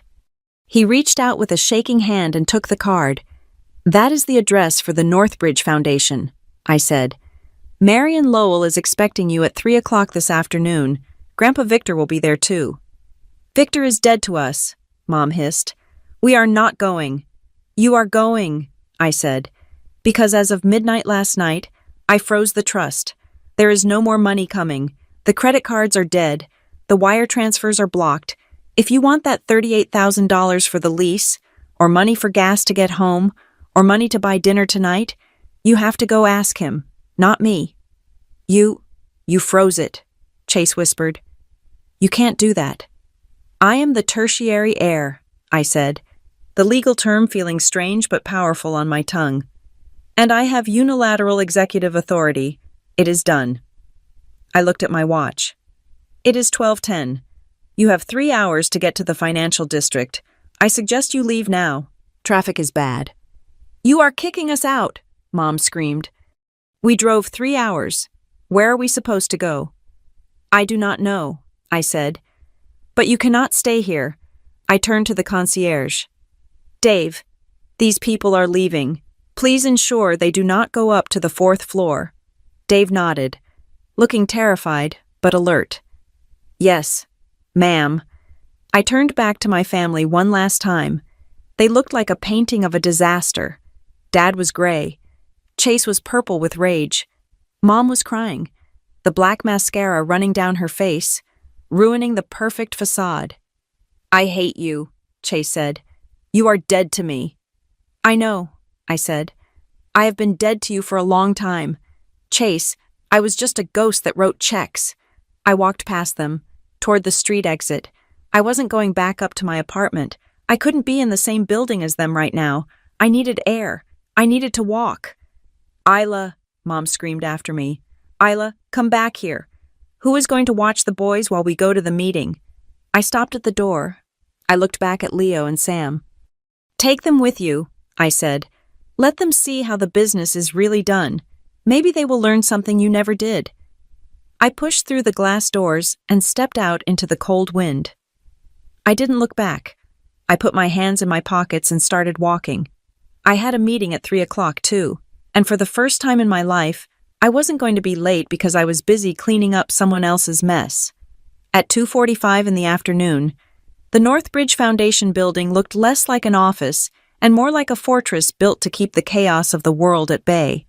It was a monolith of black glass and steel, rising out of the financial district pavement like a shard of obsidian. It reflected the gray sky and the rushing traffic, distorting them into something cold and abstract. I stood on the sidewalk, looking up. Yesterday, I had walked into a strip mall clinic with flickering fluorescent lights and a distinct smell of despair. Today, I was walking into a place that smelled of money old, quiet, untouchable money. A man was waiting for me by the revolving doors. It was the same security guard from the plasma center, the large man in the dark suit who had scanned the waiting room while my grandfather watched me bleed. He was wearing sunglasses even though it was overcast. "Ms. Cooper," he said, his voice a deep rumble. He did not ask for ID. He stepped aside and held the door open. "They are expecting you on the 20th floor." I walked into the lobby. The air conditioning was crisp, almost chilly. The floors were polished marble, so shiny I could see the scuff marks on my boots reflected in them. Everything here whispered of precision and control. Two things my life had lacked for a decade. The guard escorted me to a private elevator. There were no buttons, just a keycard reader. He swiped a card, and the doors slid shut with a heavy, expensive hush. We rose in silence. My stomach did a slow roll, but it wasn't the nausea of hunger or blood loss this time. It was the adrenaline of impending collision. The doors opened onto a corridor lined with modern art that probably cost more than the entire debt Chase had racked up in his lifetime. At the end of the hall, double doors of frosted glass stood closed. The guard opened them. The conference room was vast. One wall was entirely glass, offering a panoramic view of the city that made the people down below look like ants. In the center of the room sat a long table made of some dark, polished wood that looked like it had been carved from a single ancient tree. At the head of the table stood Marion Lowell. She looked even sharper in person than she had sounded on the phone. She wore a gray suit that fit her like armor. Her brown hair pulled back so tight it pulled her features into a severe, unreadable mask. Her eyes were cold, metallic, and intelligent. And sitting opposite the door, in a high-backed leather chair, was Victor Cooper. He looked different than he had in the waiting room. There, he had been an observer, an anomaly. Here, he was the center of gravity. He was wearing a three-piece suit of midnight blue, perfectly tailored. The silk scarf was gone, replaced by a crisp white shirt and a dark tie. But the eyes were the same blue-gray, sharp, and currently fixed on me with an intensity that made me want to straighten my spine. "Isla," he said. It was not a question. It was an acknowledgement. "Grandfather," I replied. The word felt strange in my mouth, heavy with 30 years of absence and a lifetime of poisoned stories. "Please, take a seat," Marion said, gesturing to the chair at the opposite end of the table from Victor. "Your family has just cleared security. They will be here in approximately 2 minutes." I sat down. The leather was cool and soft. I placed the cream envelope and the blue folder on the table in front of me. They looked small against the vast expanse of dark wood. "Are you ready?" Victor asked. His voice was low, gravelly. I looked at the bandage on my arm, hidden under my coat sleeve. "I do not know," I admitted, "but I am here." "That is all that matters," he said. The elevator chimed in the hallway. Then came the noise. It started as a murmur, then escalated into the familiar cacophony of the Cooper traveling circus. I heard my mother's voice, high and complaining, asking why the security was so rude. I heard the thump of the rolling suitcases. I heard Chase snapping at Leo to put the game away. The frosted glass doors burst open. Mom marched in first, looking flushed and furious. She was still wearing her fur-hooded coat, clutching her purse like a weapon. Dad followed, looking small and terrified, dragging the luggage. Chase brought up the rear, looking around the room with a mix of defensiveness and greed, holding the hands of my two nephews. "Isla!" Mom shouted the moment she saw me. She ignored the other people in the room. "Who do you think you are, dragging us all over the city? The security downstairs tried to take my nail file. This is ridiculous." She stormed toward me, her heels clicking loudly on the floor. "We are leaving. Right now. You are coming with us. And we are going to figure this out at a diner like normal people. I do not know whose office you borrowed. But, Amy," a voice cut through the air. It wasn't loud, but it stopped her mid-stride. Mom froze. She turned slowly toward the head of the table. Dad dropped the handle of the suitcase again. It hit the floor with a crack that sounded like a gunshot in the quiet room. He stared at the old man in the blue suit. His face went slack, his mouth opening slightly. "Dad," he whispered. It was the voice of a child. A child who had been waiting 30 years for a parent to look at him. Victor Cooper did not smile. He did not stand up to offer a hug. He just sat there, his hands resting on the table, his expression unreadable. "Hello, Leon," Victor said. "You look tired." Dad stammered. He looked at Mom, then back at Victor. I thought you were in Europe, or dead." "Evidently not," Victor said dryly. Mom recovered from her shock, and her defense mechanism kicked in immediately aggression. She stepped in front of Dad, shielding him. "What is this?" she demanded, pointing a manicured finger at Victor. "We do not need you here. We have survived without you for 30 years. We do not want your money, and we certainly do not want your judgment. Come on, Leon, Chase, we are leaving." "You are not leaving," Marion Lowell said. She stepped forward, pressing a button on a console built into the table. The lights in the room dimmed slightly, and a large screen on the wall behind Victor hummed to life. "This is an official session of the Northbridge Heritage Trust. The meeting has been convened by the acting temporary trustee, Ms. Isla Cooper." Chase let out a bark of laughter. It was a nervous, incredulous sound. "Isla?" He looked at me, shaking his head. "Isla is the trustee. She can barely pay her own rent. Is this a joke? Did you hire actors?"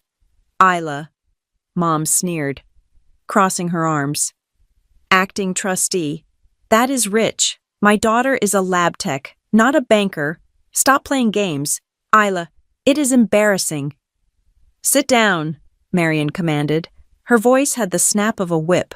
To my surprise, they sat, not because they respected her, but because they were bullies, and bullies always fold when they encounter a bigger predator. They took the chairs along the side of the table, huddling together. "Ms. Cooper," Marion said, nodding to me. "The floor is yours." I stood up. My legs felt steady. I looked at my family, my mother's glare, my father's confusion, my brother's smirk. "Marion," I said, "show them the ledger." Marion tapped the console. The screen behind Victor filled with a spreadsheet. It was the same one I had seen on my laptop, but projected 10 feet high. The numbers were inescapable. "This," Marion narrated, using a laser pointer, "is a record of disbursements from the trust to the Leon Cooper family branch over the last 15 years. March 2015, Marion read, tuition assistance for Isla Cooper, master's degree program, $25,000. Chase looked at me. "I thought you didn't get into grad school." "I didn't apply," I said quietly. "But the check was cashed." June 2018, Marion continued. Medical emergency, Isla Cooper, autoimmune treatment protocol, $15,000. I am healthy, I said. I have never had an autoimmune disease. But that was the summer you bought the boat, wasn't it, Dad? Dad shrank into his chair. He looked like he wanted to disappear into the floor. August 2023. Marion read, Small Business Rescue, Chase's Bar and Grill, $40,000. Chase sat up straight. Wait, that was a grant. Dad said he got a grant. It was not a grant, Victor said, his voice cutting in.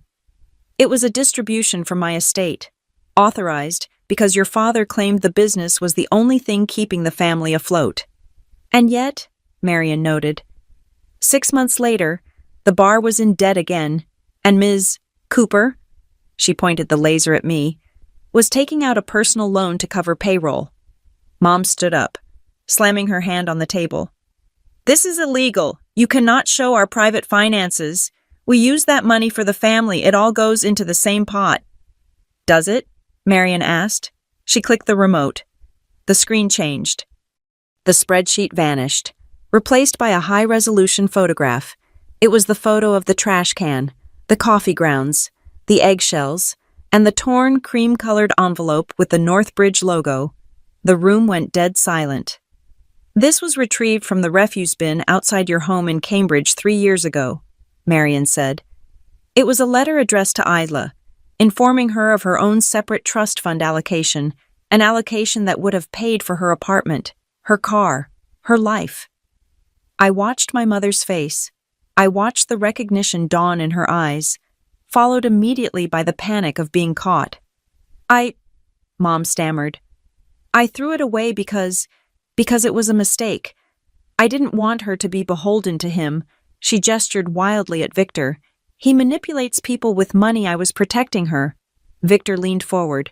The motion was small, but it carried the weight of a collapsing building.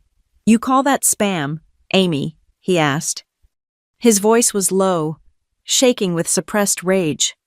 I watched my granddaughter sit in a clinic yesterday that smelled of urine and bleach. I watched a nurse stick a 16-gauge needle into her arm to drain half a liter of plasma from her body for $60. He stood up slowly. He was tall, imposing, a giant in the room. That spam you tore up, Victor growled, was the only thing standing between her and that needle. You didn't tear up a letter. You tore up her dignity so you could keep her desperate enough to pay your bills. Mom opened her mouth to argue, but nothing came out. She looked at Dad for help, but Dad was staring at the table, tears streaming down his face.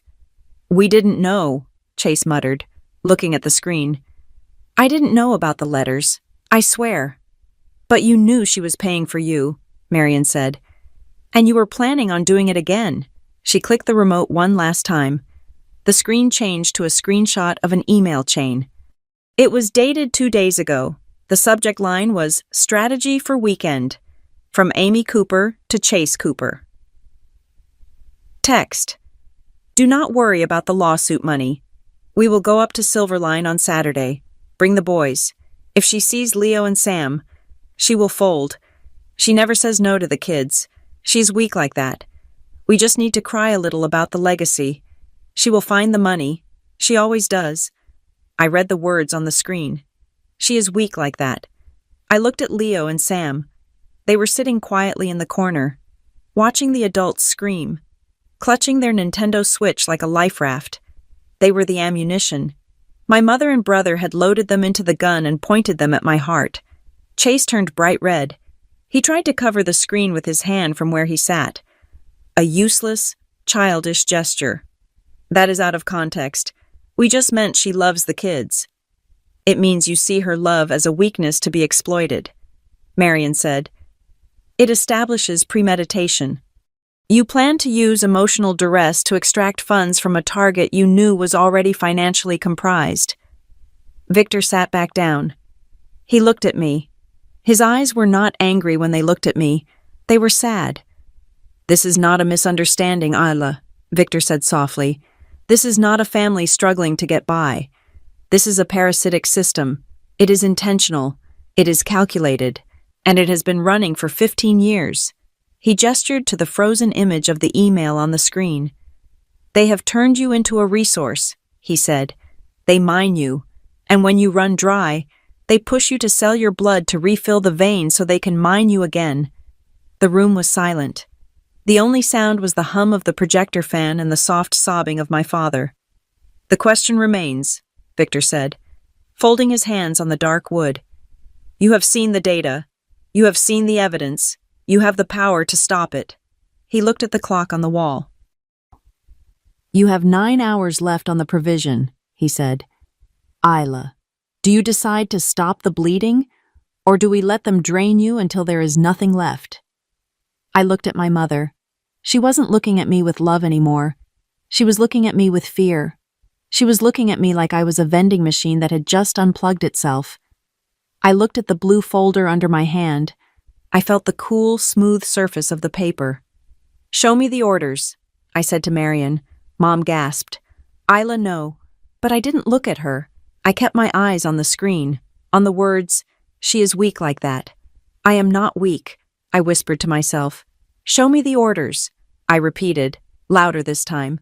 Marion Lowell reached into her briefcase. The sound of the leather latch snapping open was sharp, like the breaking of a small bone. The room was suffocatingly quiet, filled only with the reverberations of the evidence that had just been displayed on the screen. My mother was pale, her chest heaving with indignant, terrified breaths. My father was staring at his shoes. Chase was looking at the wall, refusing to make eye contact with anyone. Marion placed a dark blue leather folder on the table directly in front of me. It was nearly identical to the Addendum 7C folder I had received in the car, but this one was thinner. It felt final. These are the execution orders, Marion said. Her voice was not loud, but it carried a weight that made the air feel dense. They are drafted pursuant to the authority granted to you by the Bloodline Preservation Provision. They are simple, they are immediate, and they require your signature to become law. She opened the folder. Inside, there were 3 documents. 2 were clipped to the right side, 1 to the left. They were short, half a page of text each, no dense legal jargon, just instructions. Order A, Marion said, pointing to the top document on the right. Discretionary freeze. I read the bold text at the top. Order a immediate suspension of discretionary allocations. Subject, the lineal branch of Leon Cooper.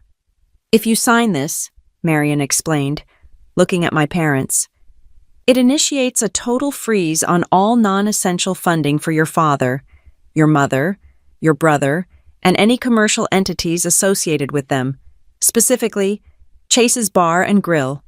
My mother let out a strangled noise, like a gasp caught in a sob. To be clear, Marion continued, her eyes laser-focused on me, this does not cut off the basic living stipend. Your parents will still receive their monthly allowance for food and utilities, provided those utilities are for their primary residence and not a vacation rental, but it terminates everything else. No more emergency bailouts, no more lump sums for business rescues, no more tuition for classes that are never attended, no more medical payments without direct provider billing. You cannot do that, Chase said, his voice shaking. I have payroll due on Friday. Then I suggest you sell some inventory, Marion said, not even looking at him. She kept her gaze on me. This order returns the trust to its original purpose, a safety net, not a hammock. It stops the bleeding immediately. She flipped the page. Underneath Order A was a second document. Order B, she said. The Cooper Grandchildren Educational and Health Trust. I looked at the title, Beneficiaries. Leo Cooper and Sam Cooper. This is a restructuring order, Marion said. If you sign this, a separate, inviolable subtrust is created for your nephews. It guarantees their private school tuition, their university funds, their health insurance, and any necessary therapy or developmental support until they are 25 years old. Chase sat up straighter. Well, that is good. That is fine. If the money goes to the kids, I can manage it. You misunderstand, Marion interrupted, her voice cutting like a scalpel. You will not manage it. Under Order B, the funds are paid directly to the providers. The check goes to the school. The wire goes to the hospital. The money never touches your hands. Chase, it never touches your bank account. You cannot borrow against it. You cannot leverage it for a loan.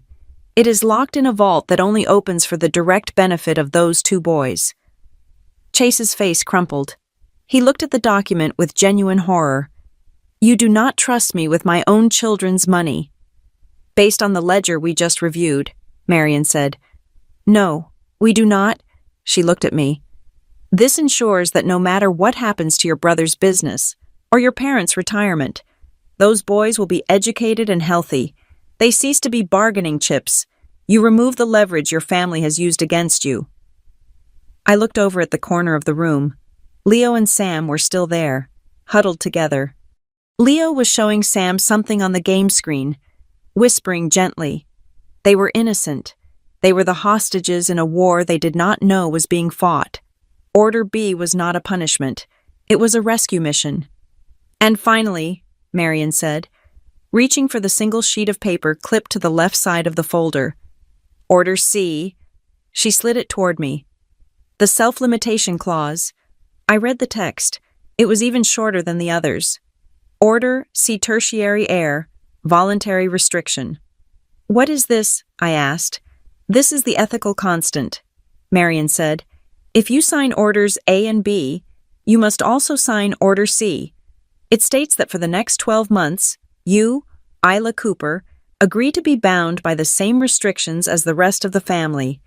You will receive a modest monthly stipend for living expenses, rent, food, basic needs, but you will have zero access to discretionary funds. You cannot withdraw a lump sum. You cannot buy a new car. You cannot take a vacation on the trust's dime. She paused, letting the silence stretch. If you are going to judge them, Marion said softly, you must show that you are different from them. You are not doing this to seize the hoard for yourself.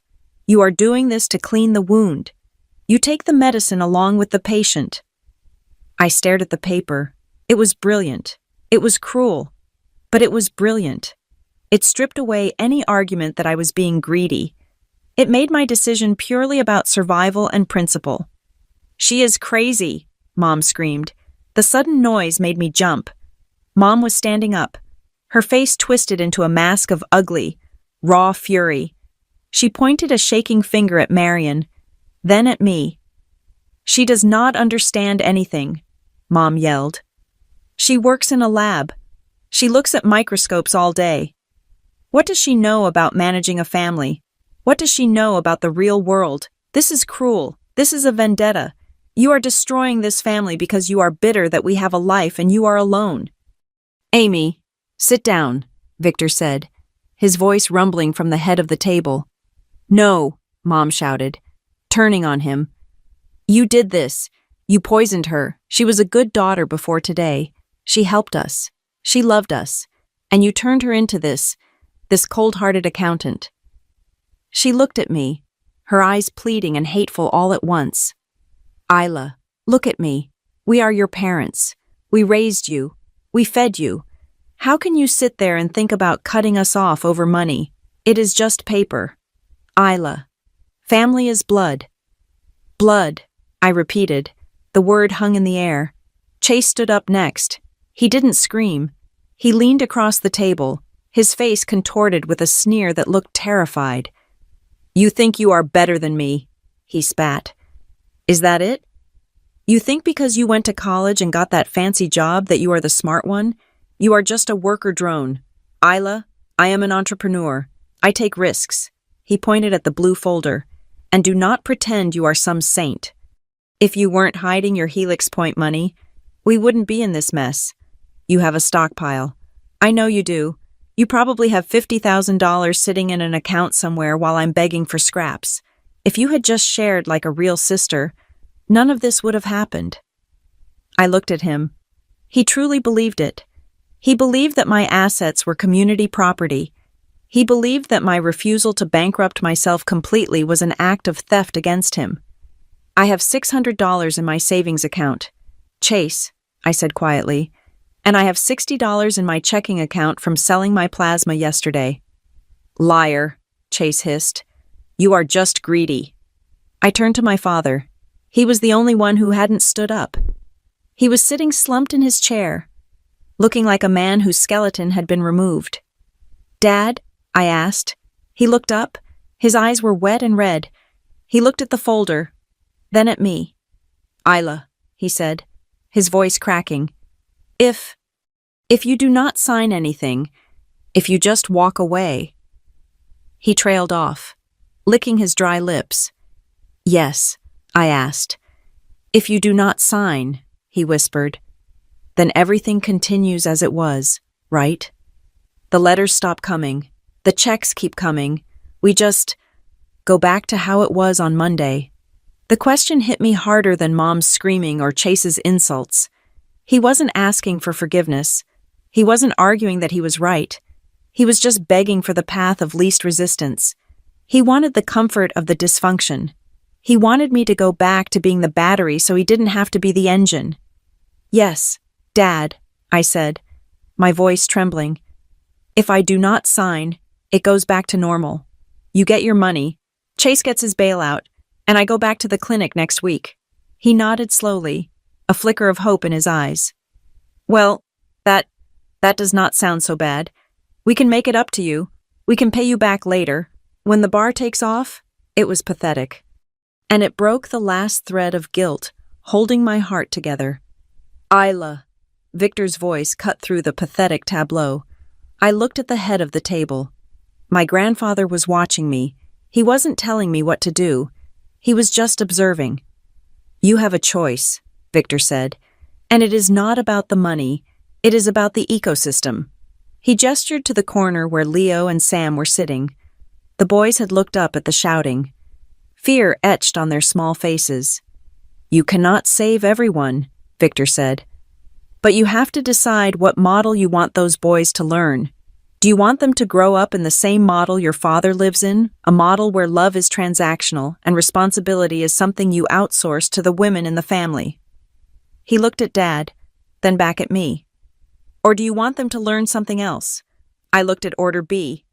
Cooper Grandchildren, Educational and Health Trust. I remembered the nights I spent helping Leo with his math homework because Chase was too busy networking. I remembered Sam telling me he wanted to be an engineer because he liked how things fit together. If I did nothing, Chase would drain their futures just like he drained mine. He would use their tuition money for a liquor license. He would use their dental fund for a new sound system. And 20 years from now, Leo and Sam would be sitting in a waiting room with a voucher in their hands, wondering why they had to bleed to keep their father afloat. The question shifted in my mind. It wasn't, should I punish my family anymore? It was, do I have the courage to amputate the limb to save the patient? I was a biologist. I knew about infection. I knew that you didn't cure gangrene with a bandage and a hug. You cured it with a blade. And it hurt. God, it hurt. But it was the only way to survive. Marion Lowell reached out and closed the blue folder. She placed a black metal pen on top of it. It was heavy, cold, and precise. Not signing is also a choice, Ms. Cooper, Marion said. It is an endorsement of the status quo. It keeps the current flow alive. She looked at the bandage on my arm. You must decide, she said. Is that flow blood, or is it poison? I looked at my hand. It was resting on the table next to the folder. My fist was clenched so tight that my knuckles were stark white. The skin stretched thin over the bone.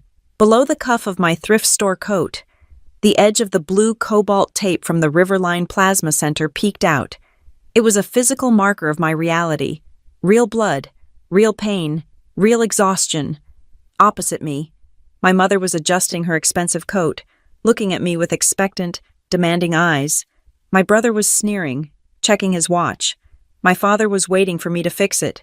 Just like I fixed the roof. Just like I fixed the tax bill. They were waiting for me to bleed. I reached out and took the pen. The metal was freezing against my skin. I am not doing this for you, I said to my family. My voice was barely a whisper, but in the silence of the glass room, it sounded like thunder. I looked at Leo and Sam. I am doing this for them, I said, and I am doing this for me. I opened the folder. The paper of Order A was crisp and white. It waited for my signature like a guillotine blade waiting to drop. My heart was hammering against my ribs, a frantic, terrified rhythm, but my hand was steady.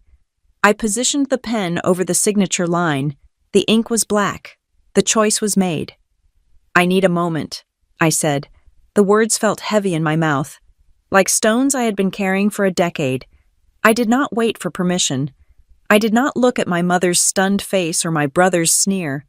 I placed the black metal pen down on the table, precisely parallel to the edge of the blue leather folder, and I turned my back on them. The glass door leading to the terrace was heavy. I had to put my shoulder into it to push it open, breaking the hermetic seal of the conference room. The moment I stepped out, the wind hit me. It was a biting, late November wind that whipped my hair across my face and cut through my thrift store wool coat. I let the door click shut behind me, muffling the sounds of the argument that had instantly erupted the second I left the table. I walked to the edge of the balcony. We were 20 stories up. Below me, the city was a grid of gray concrete and asphalt, pulsed through by the arteries of traffic. I leaned my forehead against the cold, thick safety glass of the railing. The sensation was shocking, a sudden freeze that cleared the fog in my brain. It reminded me of the cold room at Helix Point. I closed my eyes and for a second, I was back there. The hum of the ventilation system, the smell of ozone and sterilized plastic, the feeling of being alone in a universe of data. I had felt safe there, in the lab. Variables could be controlled. If a reaction failed, you could trace the error. If a sample was corrupted, you isolated it. I looked down at the traffic again. From this height, the cars looked like blood cells flowing through a vein. The red taillights were oxygenated blood leaving the heart. The white headlights were the depleted blood returning to be refilled. I thought about the physiology of hemorrhage. It was the first thing you learned in trauma biology. When a body is losing blood, the heart beats faster. It tries to compensate. It pumps harder, desperate to push oxygen to the vital organs.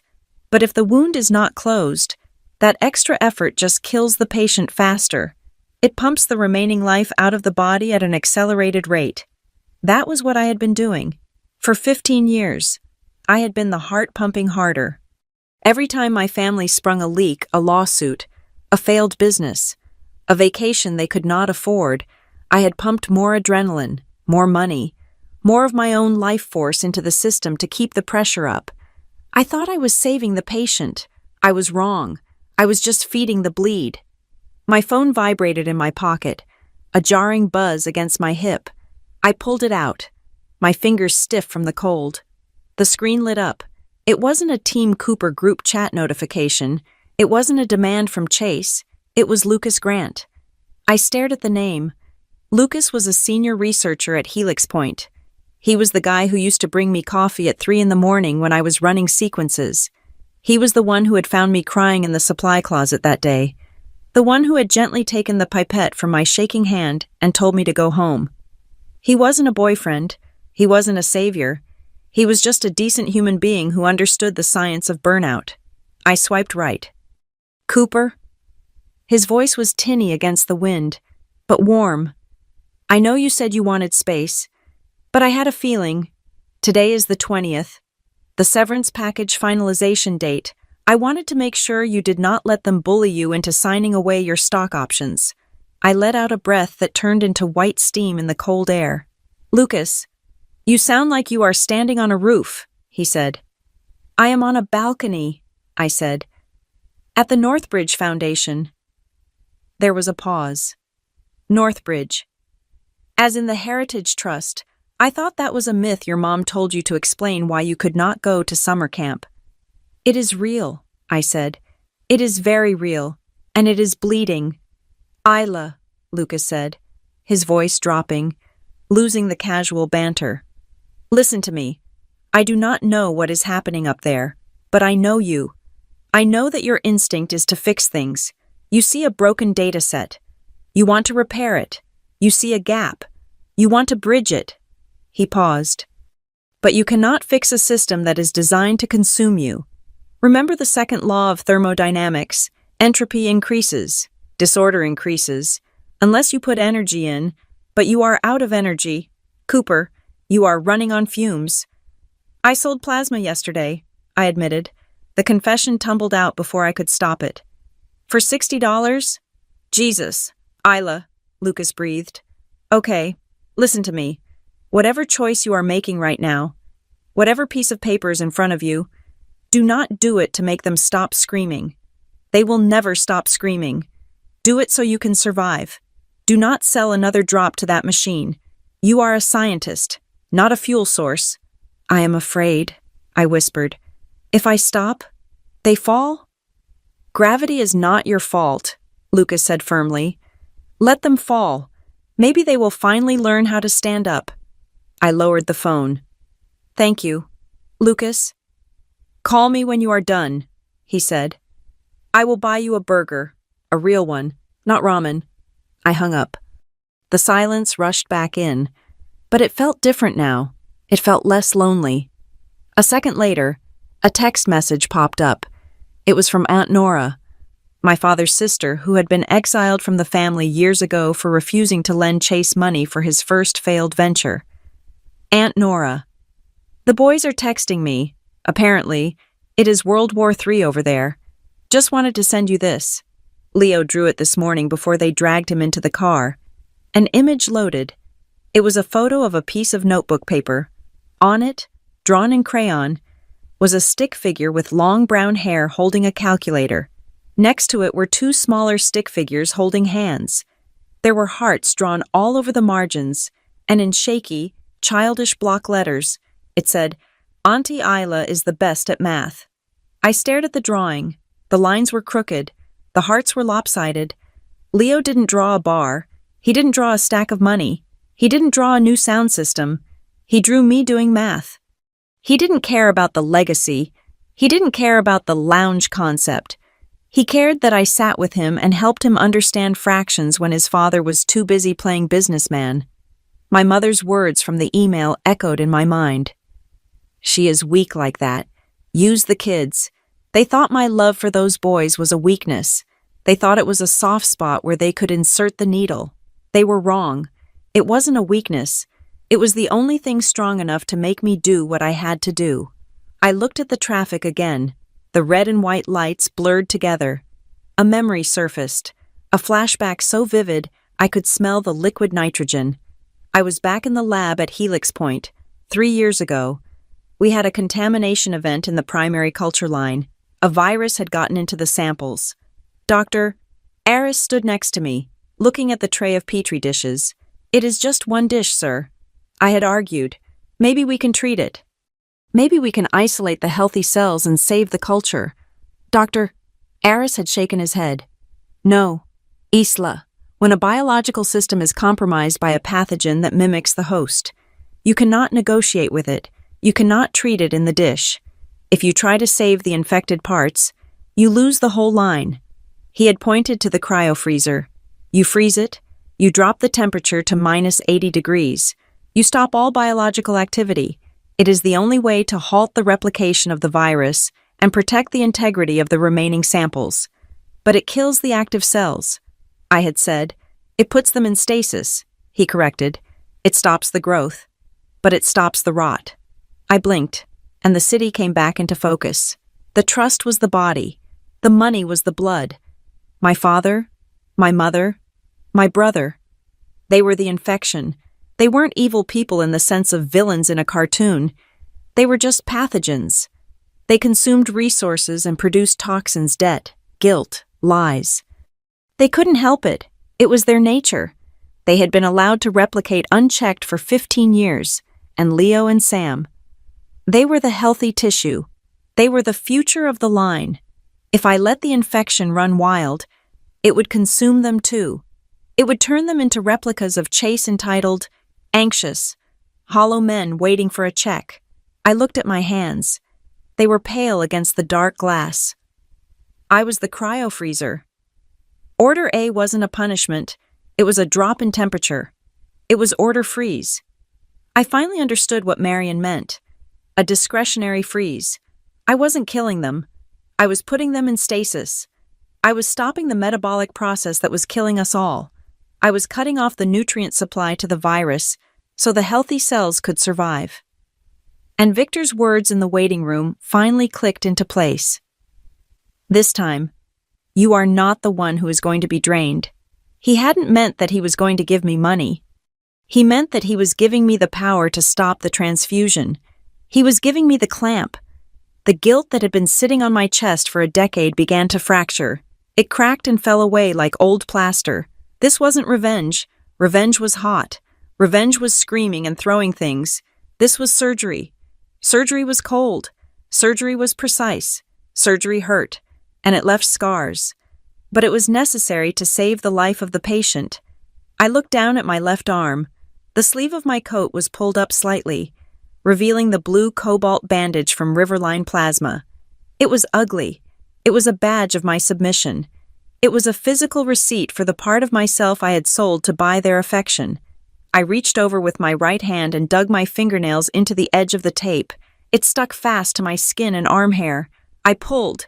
It stung a sharp, ripping pain that felt grounding. I pulled harder, peeling the blue strip away from my skin.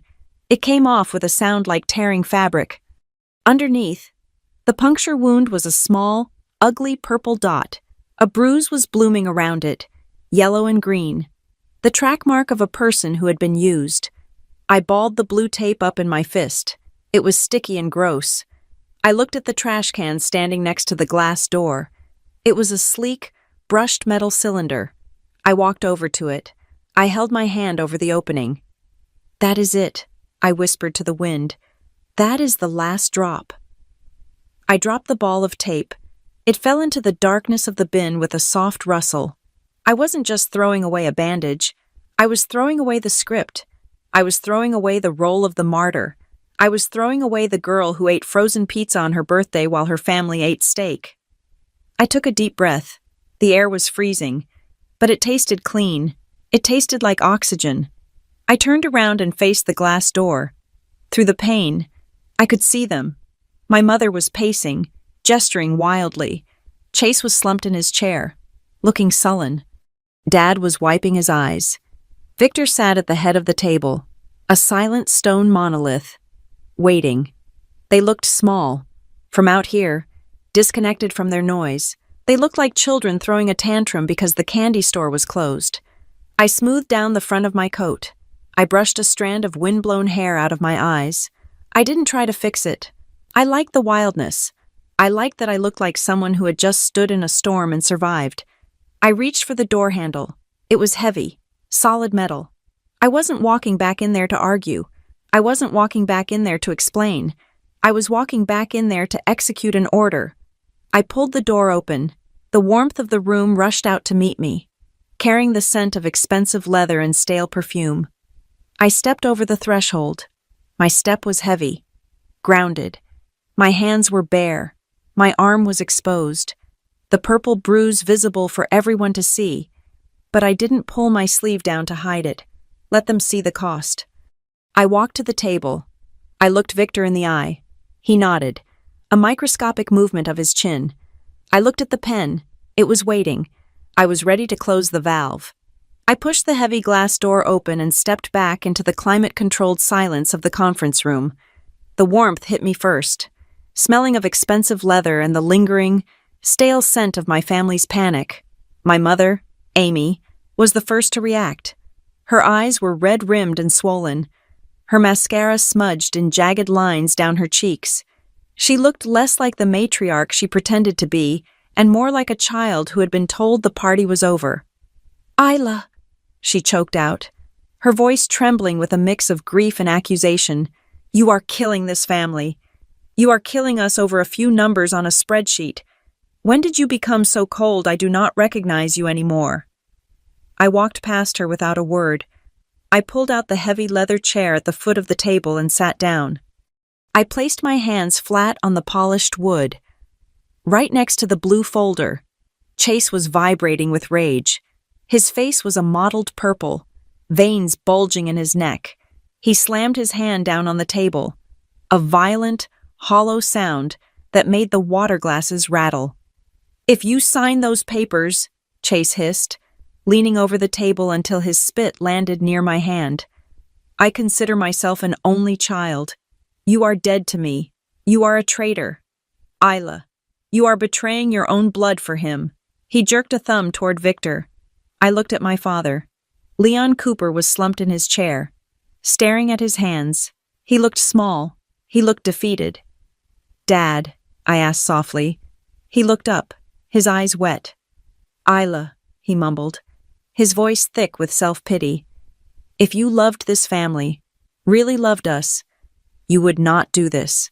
You would find another way. Love is about sacrifice, honey." There it was, the Cooper family motto. Love is payment. Love is sacrifice. Love is letting them carve pieces off you until there is nothing left but a skeleton writing checks. I looked at him, really looked at him. For the first time in years, I didn't see a victim. I saw a man who had chosen the path of least resistance every single day of his life. I turned my gaze to Marion Lowell. She was standing at the head of the table, her hand hovering over the black metal pen. She gave me a barely perceptible nod. I took a deep breath, filling my lungs with the cool, filtered air of the 20th floor. "Marion," I said, my voice steady and eerily calm. "Execute Order A." My mother let out a scream. It was a sharp, piercing sound of pure denial. Chase stood up so fast his chair tipped backward and crashed onto the floor. He lunged toward me, his hands reaching across the table as if he intended to physically rip the document away from me. "No!" he roared. The large security guard who had been standing silently by the door took one single, heavy step forward. He didn't draw a weapon. He didn't shout. He just moved into Chase's peripheral vision, a massive wall of black wool and muscle. Chase froze. He looked at the guard, then at me, his hands shaking in the air, impotent and furious. Victor Cooper raised his hand. It was a small gesture, but it carried the weight of absolute authority. The room fell instantly silent, save for the ragged, heavy breathing of my mother and brother. "Sit down. Chase," Victor said. His voice was not loud, but it was final. Chase righted his chair and sat, glaring at me with hatred burning in his eyes. I picked up the document labeled Order A. I smoothed the paper with my thumb. "From today," I said, speaking slowly and clearly, looking at each of them in turn. "The trust is closed to requests. No more emergency bailouts for the bar. No more paying off lawsuits because you broke a contract. No more monthly partner meetings that are just bills for cocktails and steak dinners. You think that money belongs to you?" Chase screamed, unable to help himself.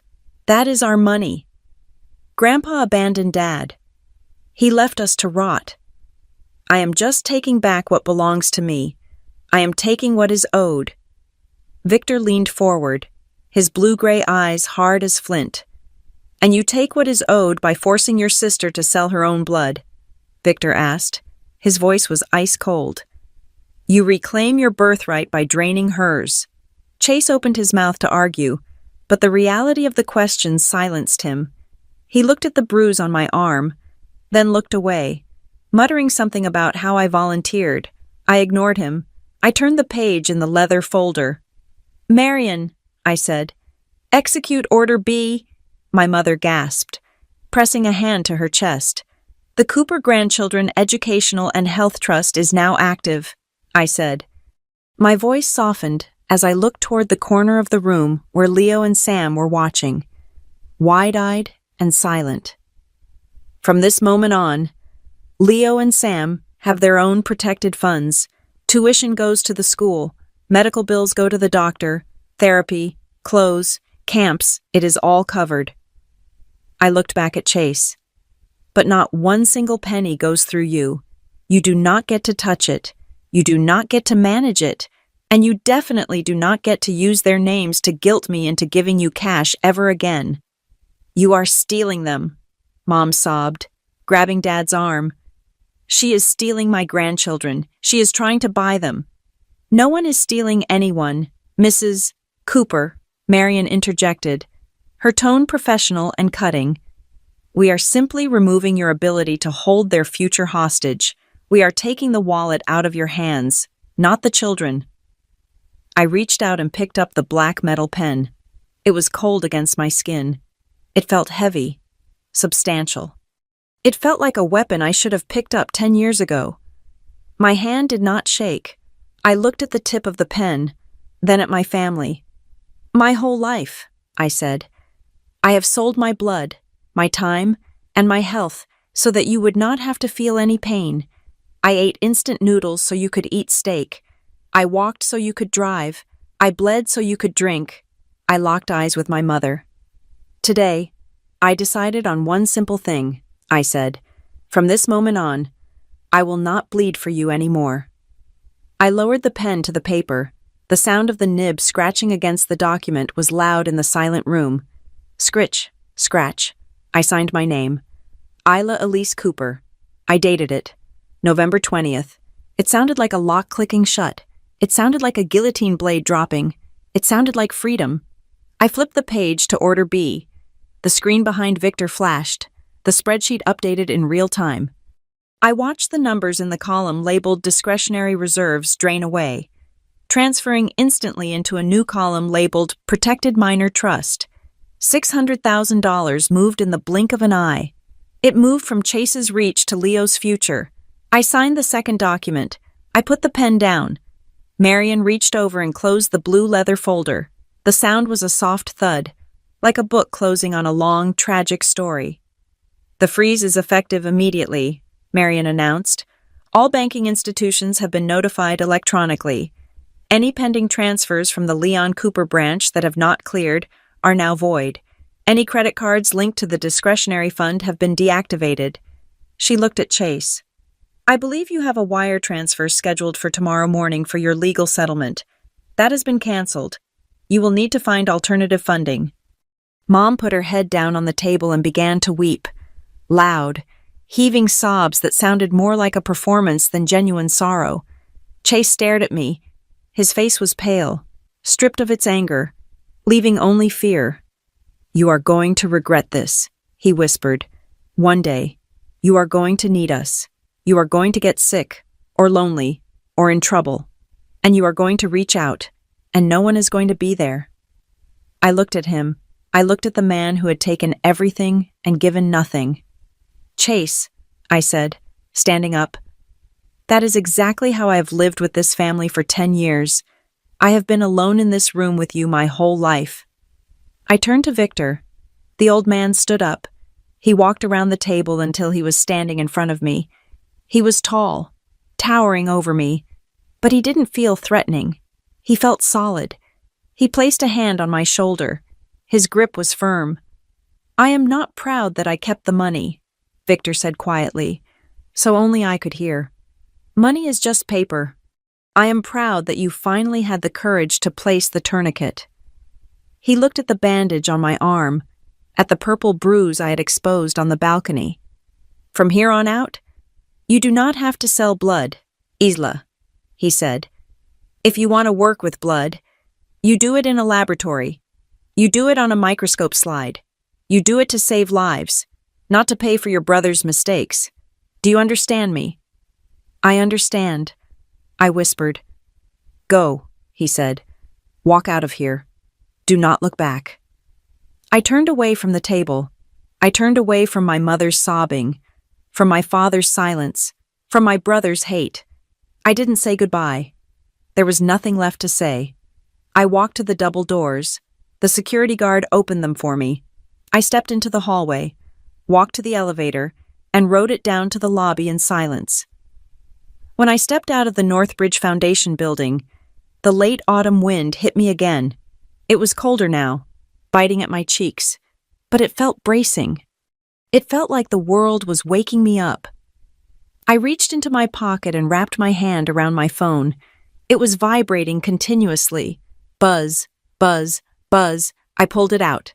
The screen was lit up with notifications from the Team Cooper group chat, walls of text from Chase, voice memos from Mom, threats, guilt, begging. I looked at the screen for a second, then I slid the silence switch on the side of the phone. Click. I dropped the phone back into my pocket. I touched the inside of my elbow, running my finger over the spot where the tape had been. The skin was tender, but it was healing. The bruise would fade in a week. The scars would take longer, but they would heal too. I started walking down the street, 2 blocks away. I passed another plasma donation center. It looked just like Riverline.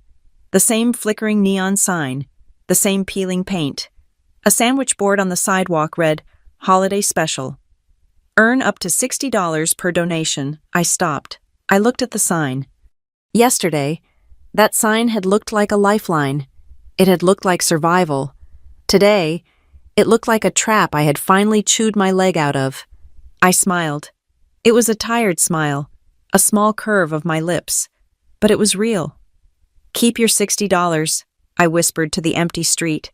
I wrapped my coat tighter around myself and walked toward the subway. I was going home, not to the home where I was a daughter or a sister or a victim, but to the home where I was just Ela.